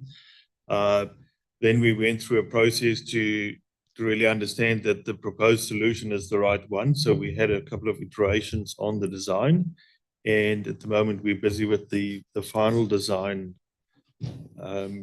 Don't know if you've got anything to add to that, Reese. Yep. Oh, yeah. When was the insurance claim settled? Yeah, it's probably in the last year. Oh, end of last year. And my final question is about the Waihi Beach Dam removal. The report seems to state that it's a given that the dam will be removed, but I thought we just had consultation a few weeks ago at the RSA about proposals for that. So the consultation was more of an awareness consultation to let the community know what we are proposing. That has been decided and was brought to this committee, the decision on removal versus keeping the dam. The decision was mainly based on the fact that the cost of keeping the dam was almost double the price of removing it, but the effects downstream were essentially exactly the same. So yeah, we've decided that the dam will be removed. Consultation was to update the community as well as try to identify stakeholders that may come up through the consultation process early. Right, Councillor Joyce. Can I just ask one last supplementary? Okay, yeah, I guess the dam thing, in view of local stuff that's going on in Te Puke, I mean, I always thought that it did seem to provide a good retention storage pond as we insist for new subdivisions, and it did seem like it was reasonable to retain it for that purpose, because there's probably not a lot of other development going on where you can establish similar detention ponds. But I know it was talked about as being quite a short time frame for the actual detention before it did start spilling over, but it was pretty sludged up, wasn't it? And was that a consideration? So it did provide a small benefit by upgrading the dam that would reduce the benefit even further, because you had to let water go so that it didn't have the potential to overtop, that being the main risk. So like we said, by reducing that benefit, if we did upgrade the dam, we would still need to do significant work downstream to try and mitigate those downstream effects. And those effects were almost the same as removing the dam completely.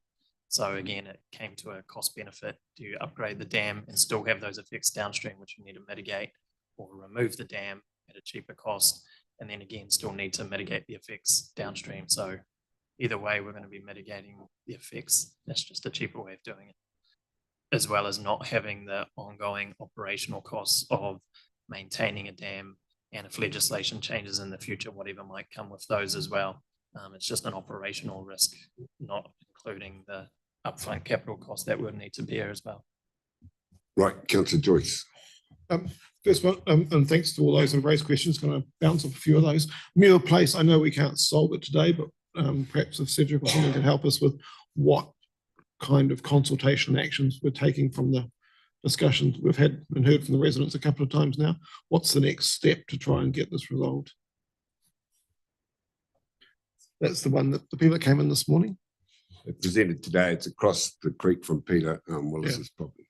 So the residents, the main option that they proposed forward was essentially stop banks. We said stop banks wouldn't work when you're displacing flood water, and two, all the water from either side of the gully still needs to come down into there. Way forward is to undertake a level of service review to actually go, because at the moment we're still meeting our levels of service, and that we're protecting the homes. It's the land around it that's quite badly flooded, and then access during those flood events in and out of the home. And so that's the reason for the levels of service review, saying should we expand to have a look at those as well, and the dangerous nature of the water that's flowing through their property. And as well as that, the Te Puke spatial plan to say, should that land be residential? Because at the moment, that whole Ohinianga catchment is zoned as residential. So if someone wanted to, they could potentially develop that land if they wanted to. So having a look to see if we can't have the same approach as what we've done in Omokoro with natural open space zones through those gullies to protect those overland flow paths. So yeah, kind of two-step approach there. So the level of service review is a wider review, and that's underway now, right? That's right. Yeah, okay. Going back to the report, great to see the library in Way Beach is still under budget. If anyone's been out there lately, we've been digging for gold out the back. Yeah, we're not far from the mine. So they're gonna reseal the back car park. And poor old Kerry, she and I stood there one day looking at the great open cast mine we've been digging, because unfortunately the land underneath where they were going to put the driveway turned out to be crap. I was going to say something else, but I managed to stop myself. Yeah, with all that work out the back, obviously soaking up a bit of the contingency, and then also the extra veranda roof. So we are still, as of today, still under budget. Yes, my understanding is under the budget. We'll likely be entering into the contingency sum that was a part of the approved board memo. Right. Councillor Henry's already raised the housing, and I'd also marked it for raising.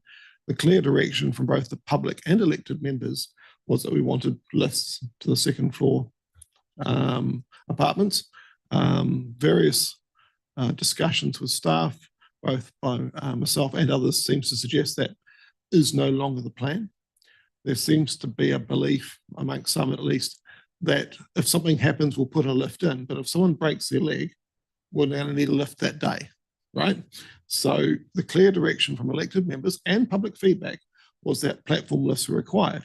Now, I understand that to get the consent away, we needed to forego that in the consent, but I just want to check that we are still clearly in line for putting in platform lifts for those upper level apartments.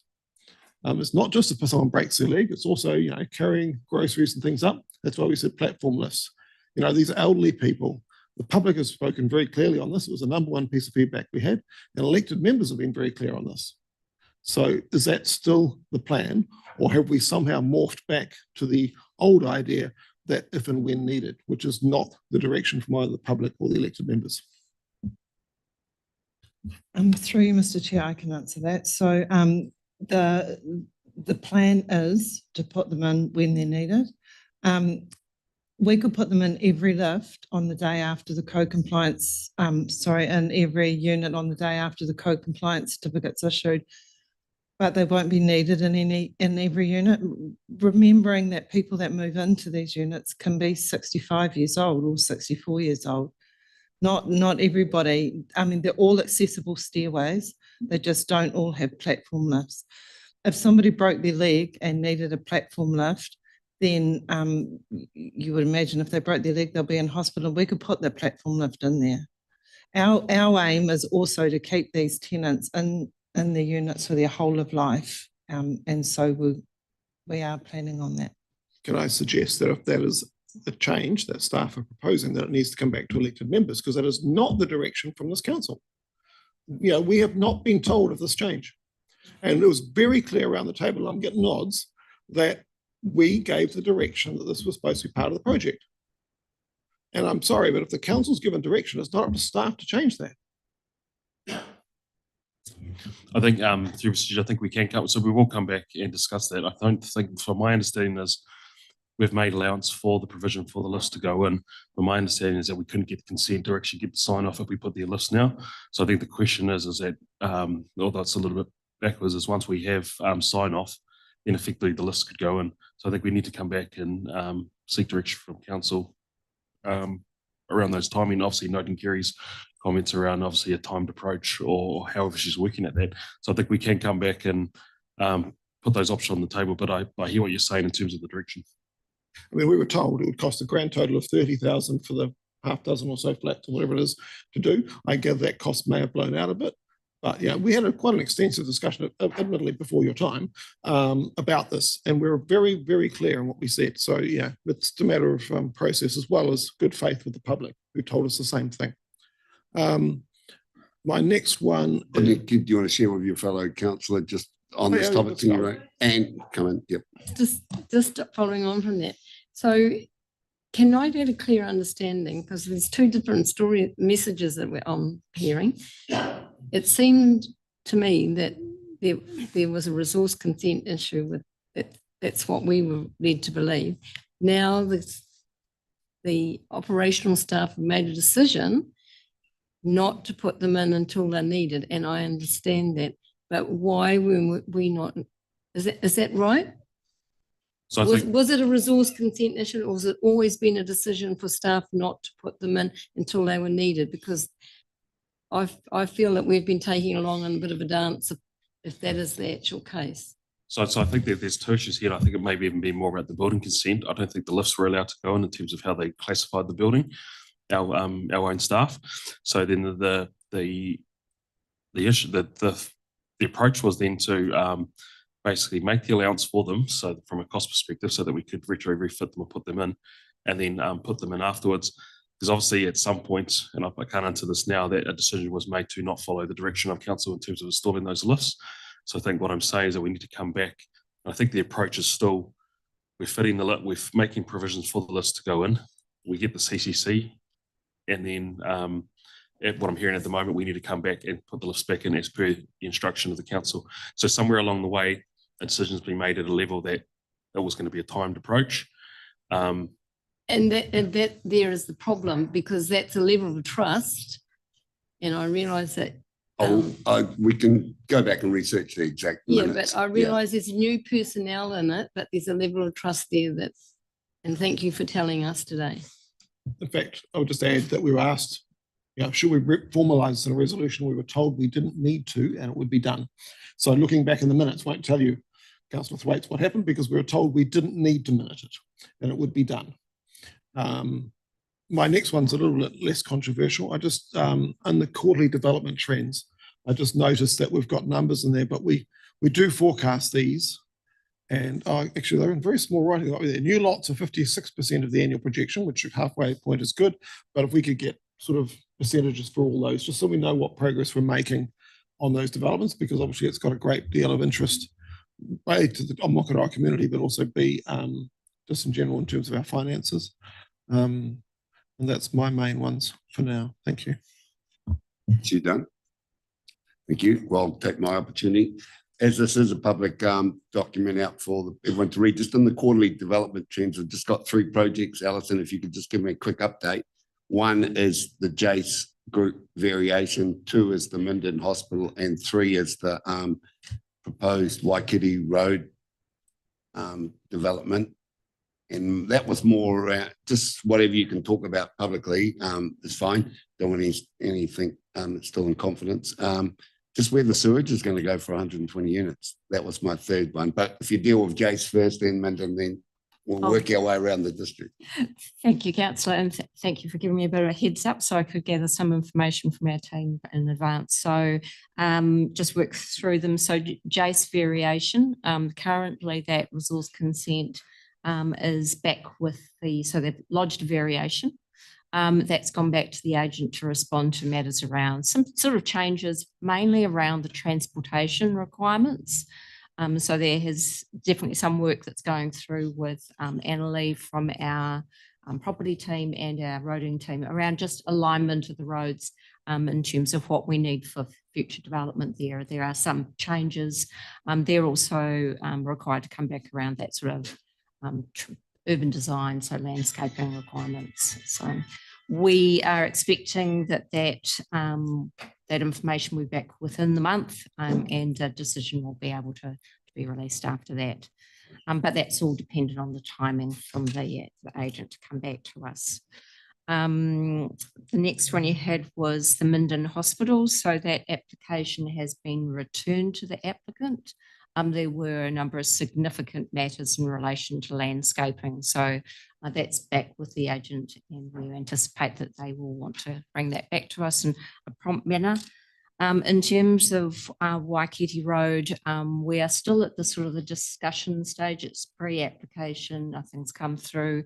There are some matters around jurisdiction, and that development, as you're aware, is right on the boundary with Tauranga City Council, and there's potential for infrastructure from both councils to be involved in this development. So it will be a case of working through that prior to the development.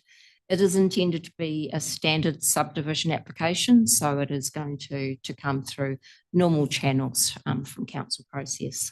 And they are looking at, again, it's about 120 lots on that site, which will be conventional development. It's not intended to be high density development around those.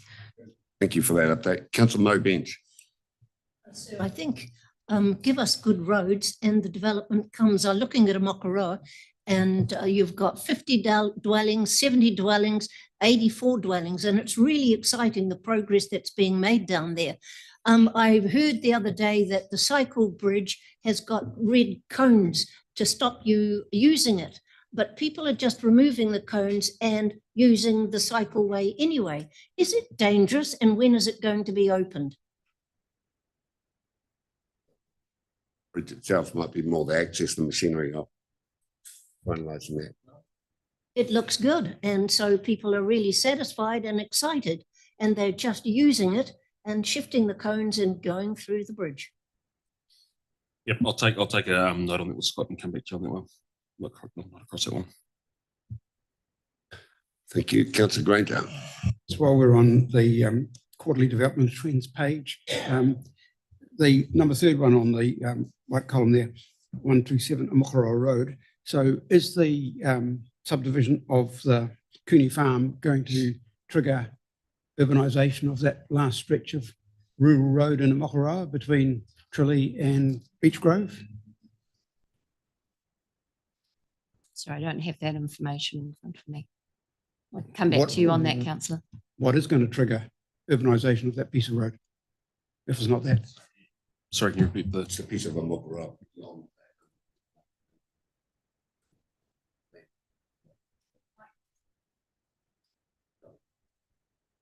So it's the next piece of Mokoroa Road beyond the roundabout. I'll have to come back to you on that one. I'm not aware of it. Well, I mean, it's yeah. But it is a good point, and it'll be interesting to see what was factored into with the power lines there with Fincos and that as well. So urbanisation, a bit like the pole situation, really. So good spotting, Councillor Granger. Anything further? No, we'll get that information for you then. Follow up. Councillors, any more before I get a mover? You're moving it? Oh, sorry, Coralie, you're part of this before we go to procurement. So, is this the, yep. Start with a video. It's always good. Pictures worth 1,000 words. Yep. Okay, go. So similar to the last meeting, we've got a video to share with you on our capital works program, how we're tracking, and some beautiful videos and photos of what's happening out in the district. So Horewai is going to bring that up for us.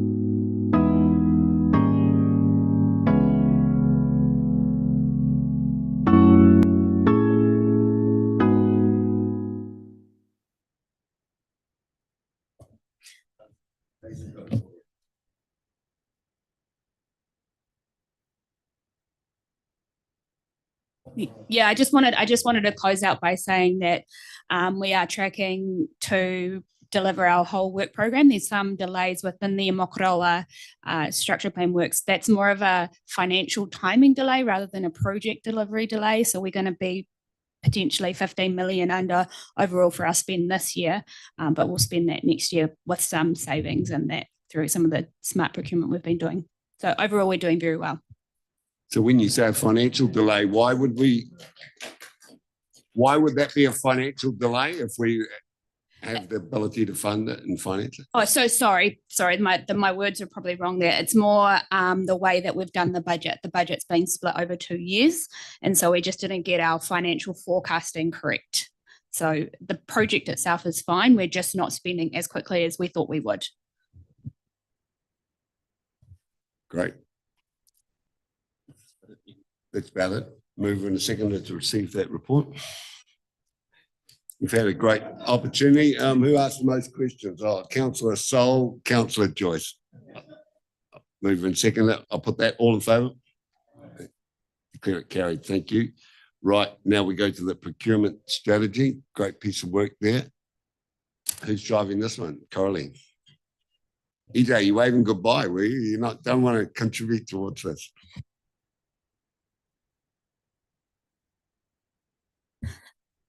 So yeah, I'll take this report as read. I'll just give a quick high level overview of the intent behind the report. So what as part of the changes that we've been implementing in the way that we've been managing projects, we asked trying to think about how we're delivering projects a little bit more holistically, and part of that is development of procurement strategies. We did one for the 24-25 financial year, but we didn't bring it to council. This time we're in the process of developing one, which is the one that is in with the report that's been shared with you all. It's currently in draft and still has a bit of work that we need to do to get it into a really good place. But the intent behind bringing it to you today and the report that we have is to get endorsement from council on the approach that we're taking. And then part of that is that we have a delegation that says that anything over $1 million requires support from council to go out and do the procurement for it. So we've gone through our project list for next financial year, identified the projects that we think are kind of run-of-the-mill, no high risk, really involved, things like water main renewals, road rehabs, sort of the everyday sort of projects that we do regular procurement on, identified them and said, council, can you give us approval to go through, bundle this type of work up and go out and do the procurement on them? And then we've also identified some of our higher risk projects that we think are necessary to come back to council at the point in time that we need to seek approval for those contracts. Further, I'll just add to that as well, as we're also seeking approval to spend in advance of effectively the annual plan for the prof services. And what I mean by that is that due to the nature of our funding strategy and then also timing of the season, what we are trying to do is effectively engage consultants and designers by June this year. That value would be relatively low and it would come off the top end. But effectively, we're asking permission to start engaging those prof services to get the detailed design underway to enable us to award our capital program or capital projects by 1 November. It just becomes a timing and a seasonal thing, but we are effectively asking you that in advance of the annual plan. So majority of these projects you have are previously approved through the LTP. There are some new projects which would have been captured through IOP, but effectively we're just, because we are effectively signing up consultants and before the annual plan adoption, we're just seeking your approval for that first. Councillor Joyce. So one of the key things with procurement is increasing competition. So does this approach open the door to a more competitive process so that we actually get better value for our ratepayers? Through you, Mr. Chair. So effectively, yes. So in my view is what this is doing is buying us time. So again, what you're seeing here is effectively a step change from the previous year's capital delivery.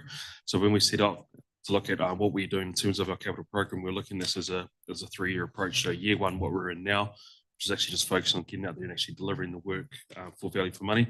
Year two is more about really implementing our systems that we've done from year two. And part of that is actually how do we engage? Is it through the collab process with secured rates? My view is that we've got these procurement principles, we've got these other things that we've agreed to. It's how you go about that. So it gives us the time to look at our local consultants, suppliers, designers, and then in my view, we ask our contractors to competitively price physical work. So why don't we ask our consultants to do that? And I think we've got the staff and the expertise within our teams to put key measures and key performance indicators in there so that we do get proper, robust designs, investigation reports. So that is definitely, in our world, we call it effectively a reverse brief and get them all to price it. So this is really buying us time to enable us to that. And then you'd add the broader outcomes on top of that as well.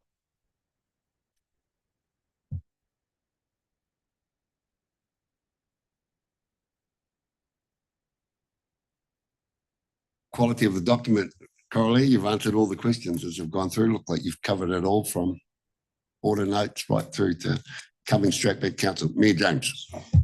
Just want to clarify, so those three projects, the Spooky Wastewater Treatment Plant, the Katikati Wastewater Future Directions and Waihe Beach Earth Dam, they're the ones that will come back. Is that what you're saying? Yes, correct. Once we go through, obviously we've got our project management framework and other things. So if there was another project that was identified at a high risk category, that would also come back. But those are the three based on our initial assessment. We're saying they're pretty high profile projects and the elected members should make the decisions on those. Okay, thank you. I'm happy to move, Mr. Chair. 1 to 6.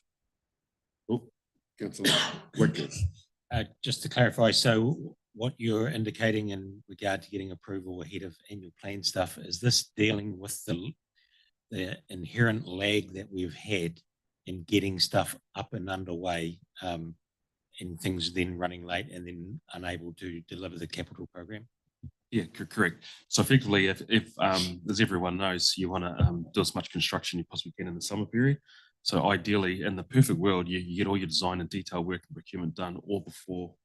So one of the goals that we've set for the team, the big one is everything under contract, so awarded underway by 1 November. I reckon we can do that in mid-October, but so that'll be tensioning the team to make sure they get that. I'll have a mover in Mayor James, seconded by Councillor Ray. Locally, but yeah, James, just I just did echo what Andy was saying. I was what I was about to say. Actually, I think it's a great move to get that head start on the procurement, just so that the works can start in the actual financial year up front. Because we've noticed through the audit, risk and finance that you spend the first 2 months apparently doing none of your capex delivery, and then trying to desperately catch up for the rest of the year. So I think this is a great move, and look forward to a good capital delivery program. Thank you. I agree. I mean, the more we can plan ahead, the better price we'll get. And that's really important. And I agree that, consultants, if you go to them job by job, then you're paying job rates just like when you hire a tradie at home. The one thing I would say to people is that, we've had an amazing financial buffer in previous years by not getting the work done, right? Now, some of that was due to COVID and some of that was due to being less organised than we are now. But from a council point of view, we've had a massive financial buffer because we've been gathering rates that we haven't actually been spending on time. So that buffer is disappearing, and you can see that in the financial figures. Cedric is very good at getting things done, and so is his team. But from a financial point of view, that's catching up to us because our debt is now going up very fast. It's all in the long-term plan. There's nothing underhand or anything, but that buffer that we've had by not completing our capital program is disappearing. And that's something we're going to have to think about, albeit obviously the local water's done well decisions may well take that out of our hands. Councillor Henry. I am comfortable with this decision, and I'm happy to support it. And I can see the reason why we do all the front work over our winter period where we can't work, and then we're ready on October to get going. Just looking at how it will play out for subsequent years of the annual plan, long-term plan, will that set you up to a procedure where this doesn't have to be done up front? Again, you'll be in a routine where it all fits in within the timeline by allowing this to happen now? Yep, I'll probably take it too much of Coralie's thunder in this, but effectively, ultimately you would want to do a 3-year strategy based off the LTP, and then just tweak that with the elected members as part of the annual plan. So effectively, this is just another one of our system improvements to try and navigate that delivery space. But effectively, yes, it's just a way for us to get ahead of the curve. Because I think one of the big things that we are trying to achieve as well is how we support the sector in terms of the construction consultant sectors as well. There are challenges at the moment where there's not a lot of work out there. People are struggling. So the best things councils can do is be ready to put their work out and get people engaged and working. And also, to Councillor Joyce's point, the earlier you go out, the better price you get. The stream doesn't stop, it just keeps flowing. Speakers, so I'll put that as proposed, as put by Mayor James. All those in favour? Those against it? Clear it, carried. Right, we're just waiting for Rebecca, so I just need to move in a second to jump to Kerry with the naming of the Waihi Beach Library. We're just going to 11.4, parking 11.3, Councillor Joyce, Councillor Henry, all those in favour? Clear it, carried, thank you. Right, we're off to Waihi Beach. Kerry, do you want to come forward? Sorry to jump on you like that. You thought you had 10 minutes?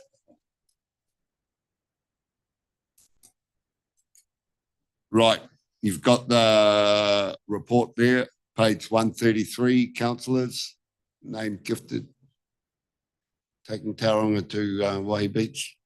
Councillor Sol loves that.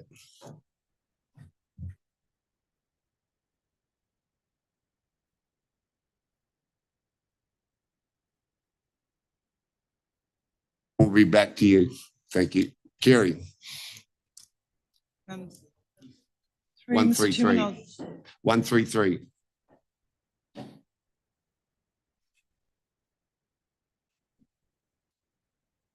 Okay, the report is read, but I'm here to answer any questions. Questions, team? No. Happy to move. Councillor Henry. Mayor Denyer seconds it. Discussion? Seems like a name. It'll be a takeaway. Just so long as it is a library, and I don't mind what Māori is underneath, and it would be even lovely if the Māori words were interpreted into English after that. So that's expecting a lot.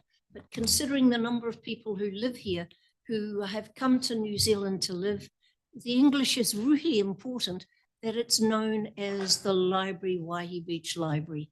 And it's just fundamental. And including the name underneath, the Māori name underneath, I think highlights the cultural influence that we have within our community. And I'd also like to see the what it actually means so that people can understand it as well. And so, but the number one thing is it's a library. And for generations and centuries, libraries have been so important. I'm fully in favour of this. Right. Pathway to knowledge applies to both cultures. Yep, That's great. Can I just Says a acknowledge lot. that it will be Te Ara Mātauranga Waihi Beach Library and Community Hub, so it's round the other way? No. That's just what I was going to say. We're approving here Te Ara Mātauranga Waihi Beach Library and Community Hub, trying to dive into who's above who and all this.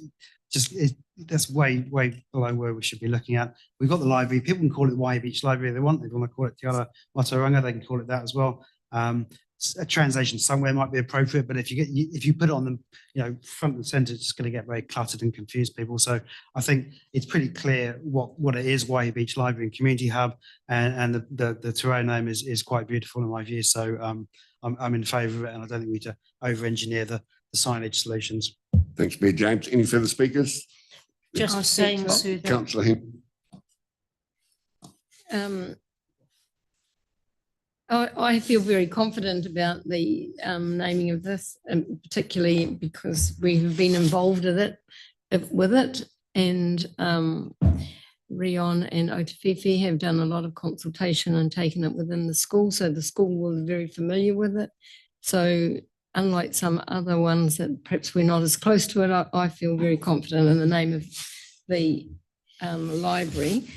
And yes, knowledge and wisdom and understanding of skills is very relevant to what the libraries do provide. And I hear what people have said about cluttering the outside with the many names, but it helps with helps other people's learning when there is an explanation, and maybe that could be within the library, because it helps to bring, you know, two cultural different languages together and have understanding by all who see them. Thank you, Councillor Henry. Right, so we have recommendations 1, 2 and 3, not 4, on page 133. All those in favour? Those against? Clear, carried. Thank you. Are you against? Do you want it noted? Thank you, Kerry. Rebecca, you're up. Okay, team, jump back to page 127. Residual funds to be distributed. Do you want to talk to this briefly to start it off, Rebecca? I'm happy to take the paper as read. Yep, well done. Okay, councillors, in your hands. Councillor Granger.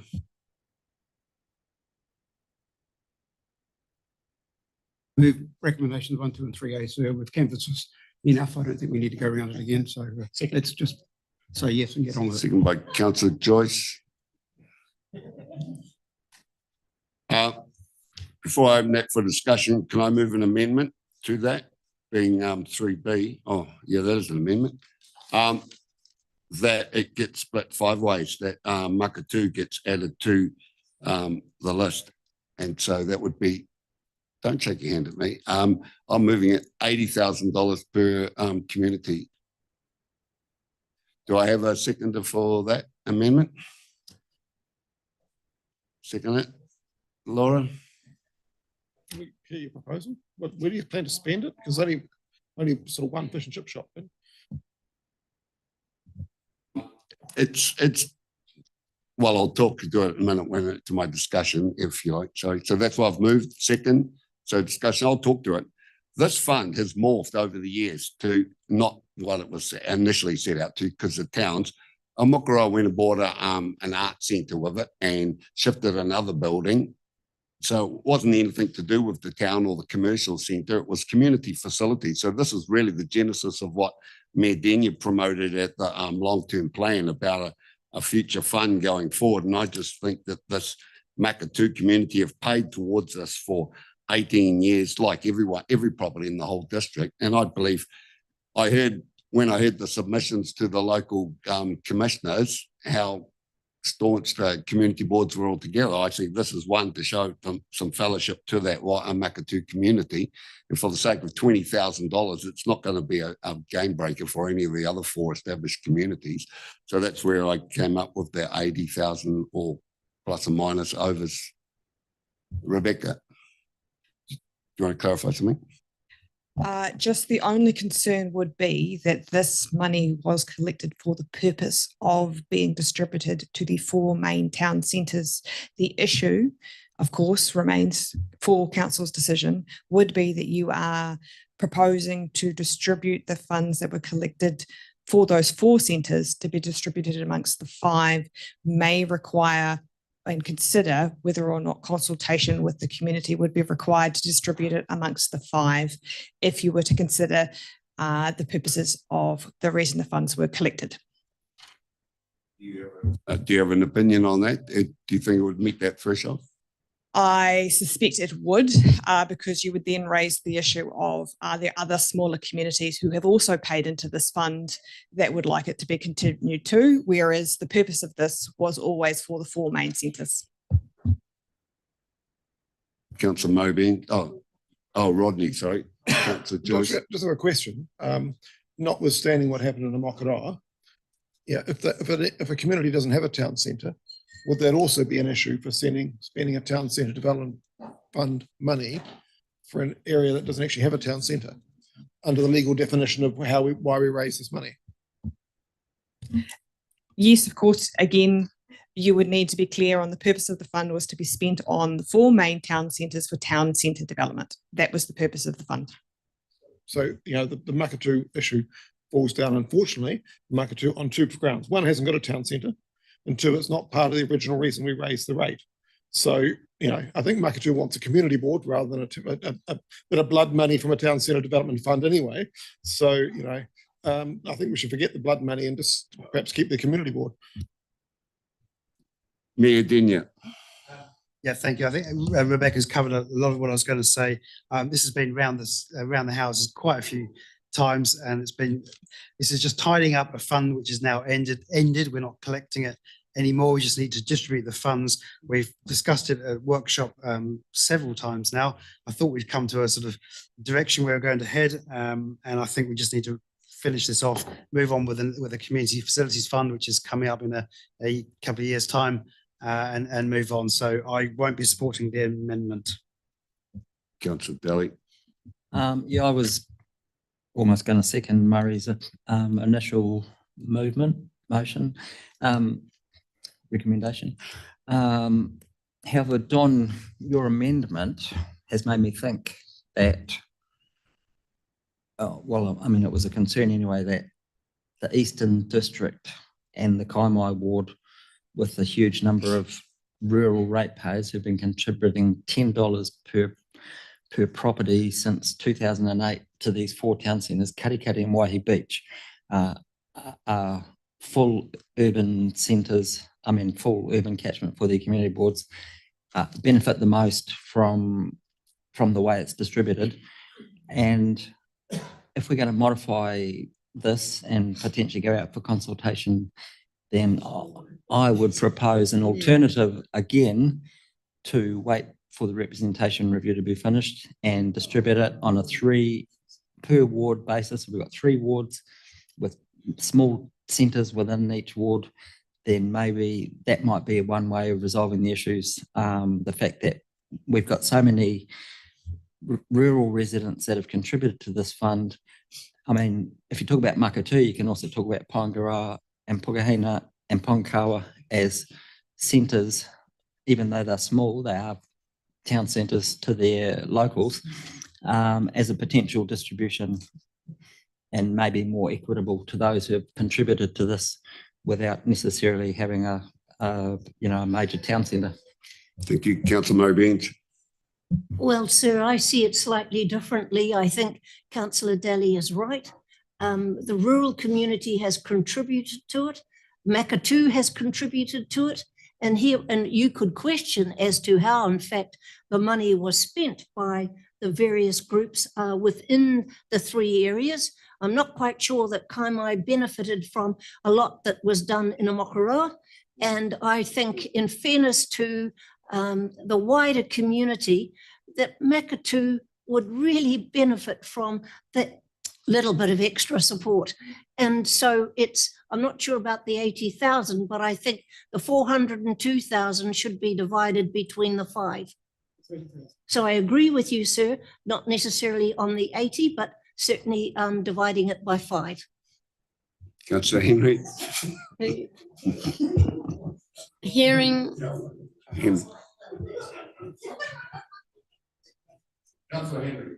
from Rebecca, to go out to consultation would be close to 20,000 probably anyway. So the money that we would be giving would be diluted.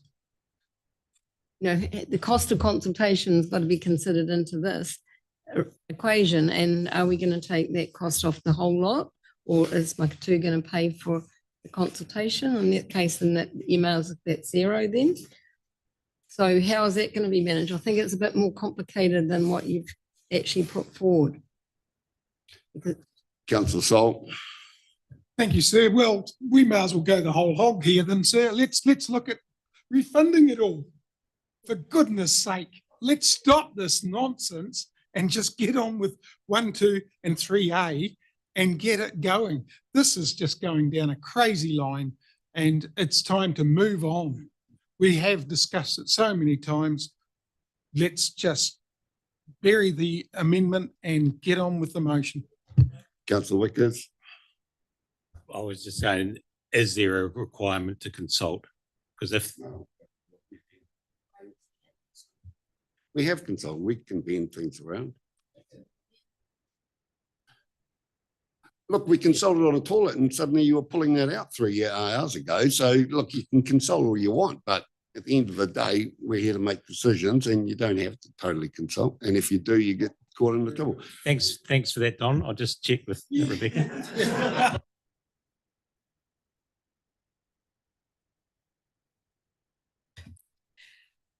In terms of the decision for 3A, I don't believe that consultation would be required because you are being consistent with the purpose of the fund.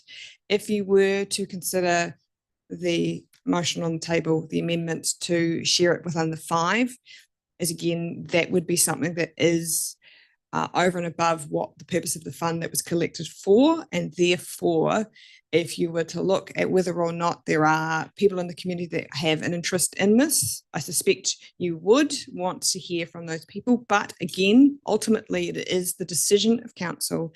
If they choose and feel that they have the sufficient views to make the decision, then they can make that decision. Thank you. Councillor Coxie. I think it would be really good to know exactly, because I mean, I have no issue with it being divided in 5. However, if it involves consultation, then I do, because you're basically opening the floodgates for everybody else in the area to put their hand up as well, and rightly so.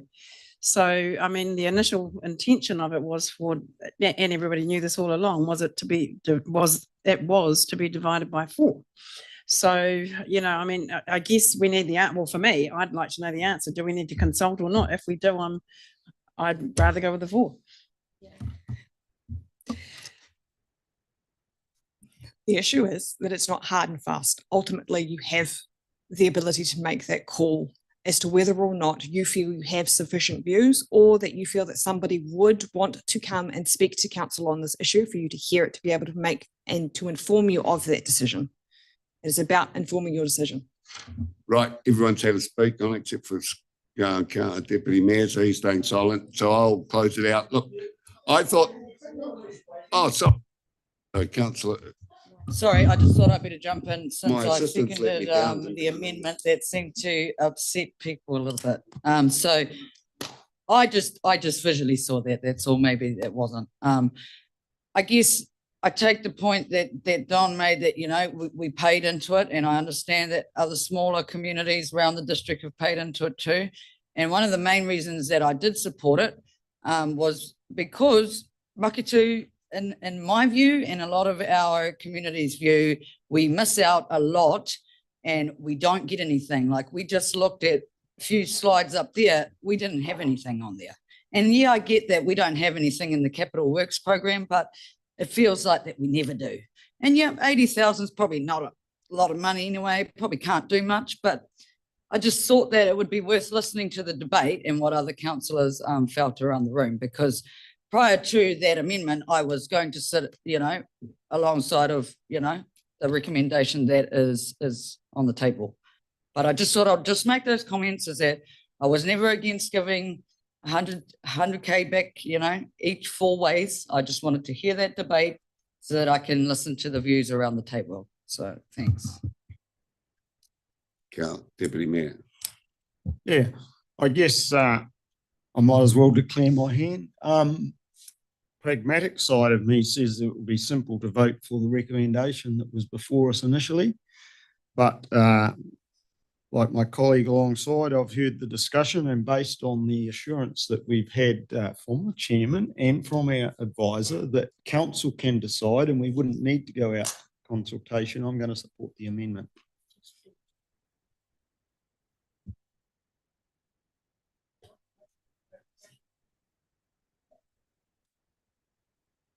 Yeah, point of clarification, yep.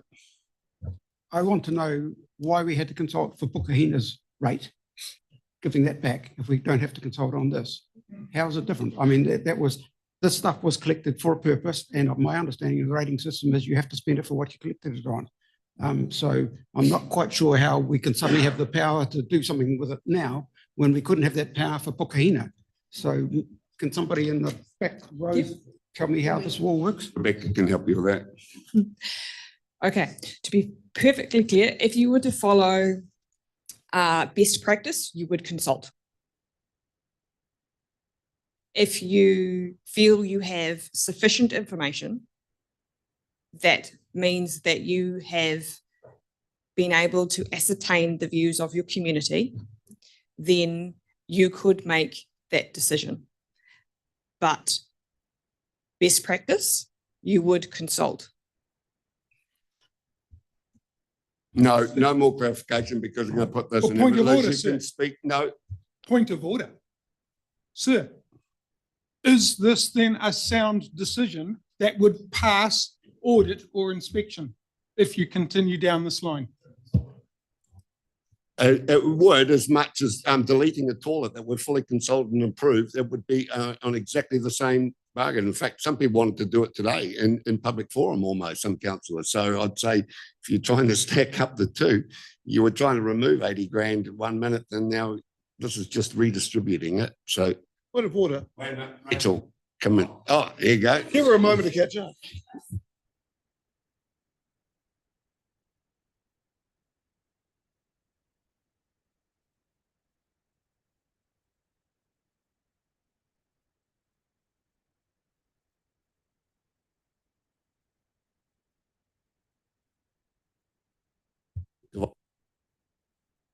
Saving 80K and whether we need to consult on that or that the electors feel that they've had enough conversation and they are the voice of their people and they can pass them in.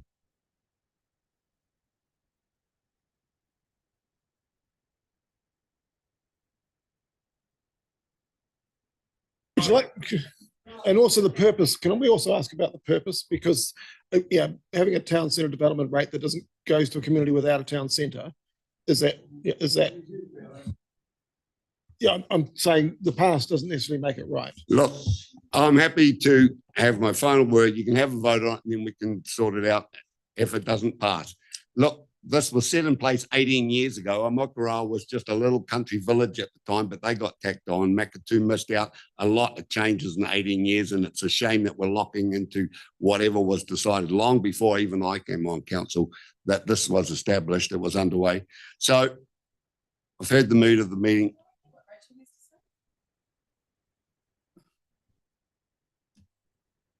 I'll hear from Rachel first, then Grant. Point of then I'll order, put the Mr. vote.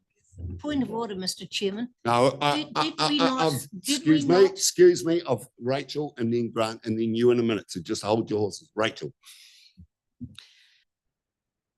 Mr. Chair, my immediate thoughts are, and consistent with what I have said in the past, this is something that you would assess typically against your significance and engagement policy. One of those considerations is whether or not you actually already know what your community views are. I think we know quite confidently what our community boards would think, noting that historically they have had the benefit of the district-wide town centre charge. On balance, I would think that you could confidently make this decision without the requirement to further consult with communities. Noting that the residual that you've got has been hangover for the last couple of years. So in some respects, it's this is a really good opportunity to tidy up something historic that's been hanging around for a while, wipe the slate clean, which is what you have done, and start preparing for your new rate that you determined to establish through the long-term plan process. That is my advice. Point of order from Councillor Daly. What was your point? Yeah, my point of order is, in view of the comments I made before, Don, you as chairman of this committee have a briefing before the meeting.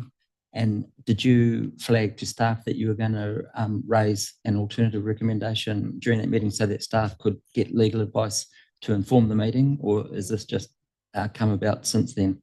And just while I've got the microphone, I am going to support the recommendation because I didn't get a chance to state it now before. we'll deal with that as a point of order, but no, I didn't. But I've read the report like you.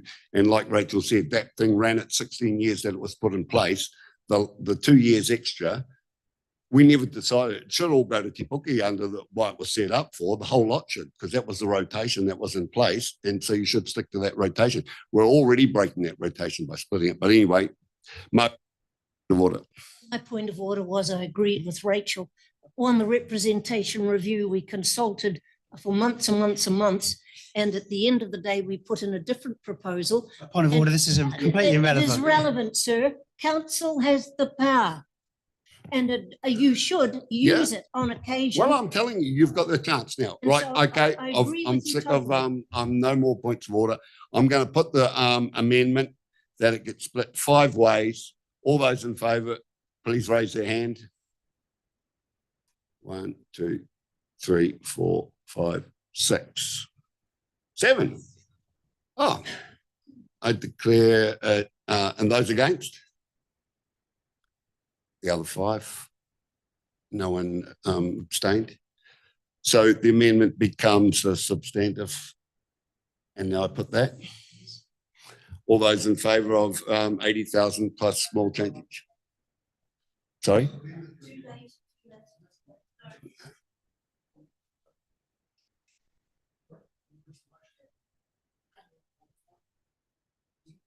Too late because the votes. You can have a right of reply on the amendment or the substantive. I never spoke on that. I never. spoke- Okay, Speak on the original motion. yep, speak on the original motion. Right, thank you. I just wanted to use my right of reply to clarify the assertions that have been made about Mokoroa. Mokoroa very wisely land banked the money until they get their town centre. They didn't allow it to be frittered away on random little projects all around the place. They land banked the vast majority of it at the old library so that when we do get a town centre, that can, if necessary, be sold and the money put into our town centre when we get one. So the assertions that have been made by yourself and others around the table are not correct. Thank you for that clarification. And I did partake in that vote and voted to effectively land bank it, correct. Right, I will put the motion that it gets split 5 ways. All those in favour? Those against? I declare it carried. Thank you, team. Right, we have one final report, development trends report. Going to Chloe, welcome along. This has been presented previously to Smart Growth, and I'm glad that it's made its way onto this agenda now, and hopefully it's reported to whoever comes back next term to get this regular feedback on the development trends. It's towards 136. It's the one with all the Tauranga numbers in the Western Bay, and we just about build as many houses as Tauranga at the moment. So anyway, Chloe, over to you. Good afternoon, everyone. So we are here to recommend that the, what's happening? Sure. Is that better? Sorry about that. The Development Trends Report is prepared every year in collaboration with Tauranga City Council, and it tracks development of new dwellings and new lots across the sub-region. This is the 23rd year that the report has been prepared, my first year doing it. So it showed that we are in the 3rd year of a decline in development, which we're seeing across other growth regions around the country. We have sort of indications at the moment that's starting to pick up again, which is good with now that interest rates are coming down. So we are just here to recommend that the full report be received and that there is a summary report for your information on page 237 of your agenda. It's the last document there, which is a rather more succinct synopsis of what has happened in the 2024 year. So basically we built 282 new dwellings and created 183 new lots, and about 2/3 of those were in our urban growth areas, and about 2/3 of those were standalone houses. But of course there's a growth in more joined dwellings, more duplexes and multi-units. And basically construction cost is has increased rapidly over time, and thus floor sizes are coming down. So costs going up, floor sizes going down. And that's sort of the synopsis of the residential developments in our district. And then we also look at industrial and commercial land. There have been 9 new commercial buildings built last year. And Rangiuru obviously still has the most industrial land capacity in the sub-region. That's it in a nutshell. Right, questions of Chloe. How much time went into this, Chloe? How many sources do you have to grab all that information from? I think made it a bit simpler this year where we've collaborated better because Tauranga City is our, significant partner in this. We've done some better document sharing and so it takes about 3 months to put it together. And because there is a lot of, what's also in there is house sale prices and rents and affordability indicators that come from HUD as well. So you are pulling data from all sorts of places. We look at census again to see about how many dwellings are occupied and those kind of things as well. Look from the colours, whether it was Waihi Beach was the star or whether it was the rural where the houses, I think it was the rural, and then I determined between the grey and the black. So yeah. Right. Anyway, yeah. Yeah, our urban areas do tend to obviously to attract the highest number of dwellings in new lots. And in rural areas, they tend to be larger sites that are having single standalone houses built on them. Yeah. Councillors, anything further? Councillor Joyce. Will this be published on the website for the public? Quite apart from the agenda that no one can ever find. And we'll also go to the Te Puke and Karikari housing networks.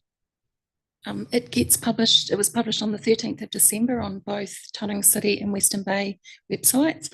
And we present, it's a smart growth document, by the way. It meets a whole lot of requirements of monitoring and reporting under the NPSUD and different the regional policy statement and things. So yes, it's definitely a public document. I don't know if it has been circulated directly. Yeah, it could be, please. Sure, okay. Any further comments? Okay, Margaret, and then we just about learned your lunch. I appreciate the report, sir, and I think it'll be very useful. I'm happy to move its adoption. Thank you, Councillor Murray Bench. I have a seconder for that. Councillor Sol, I'll put that. All those in favour? Those against? Declare it carried. Thank you, everyone. 12:30. Great report, great comprehensive. It's the one chance you get every 3 months to. So I left it to you. Have we got one more meeting before we finally sign off for this term? We'll definitely have a workshop, but My days have come to an end. They're not going to let me loose on that. Might be one more.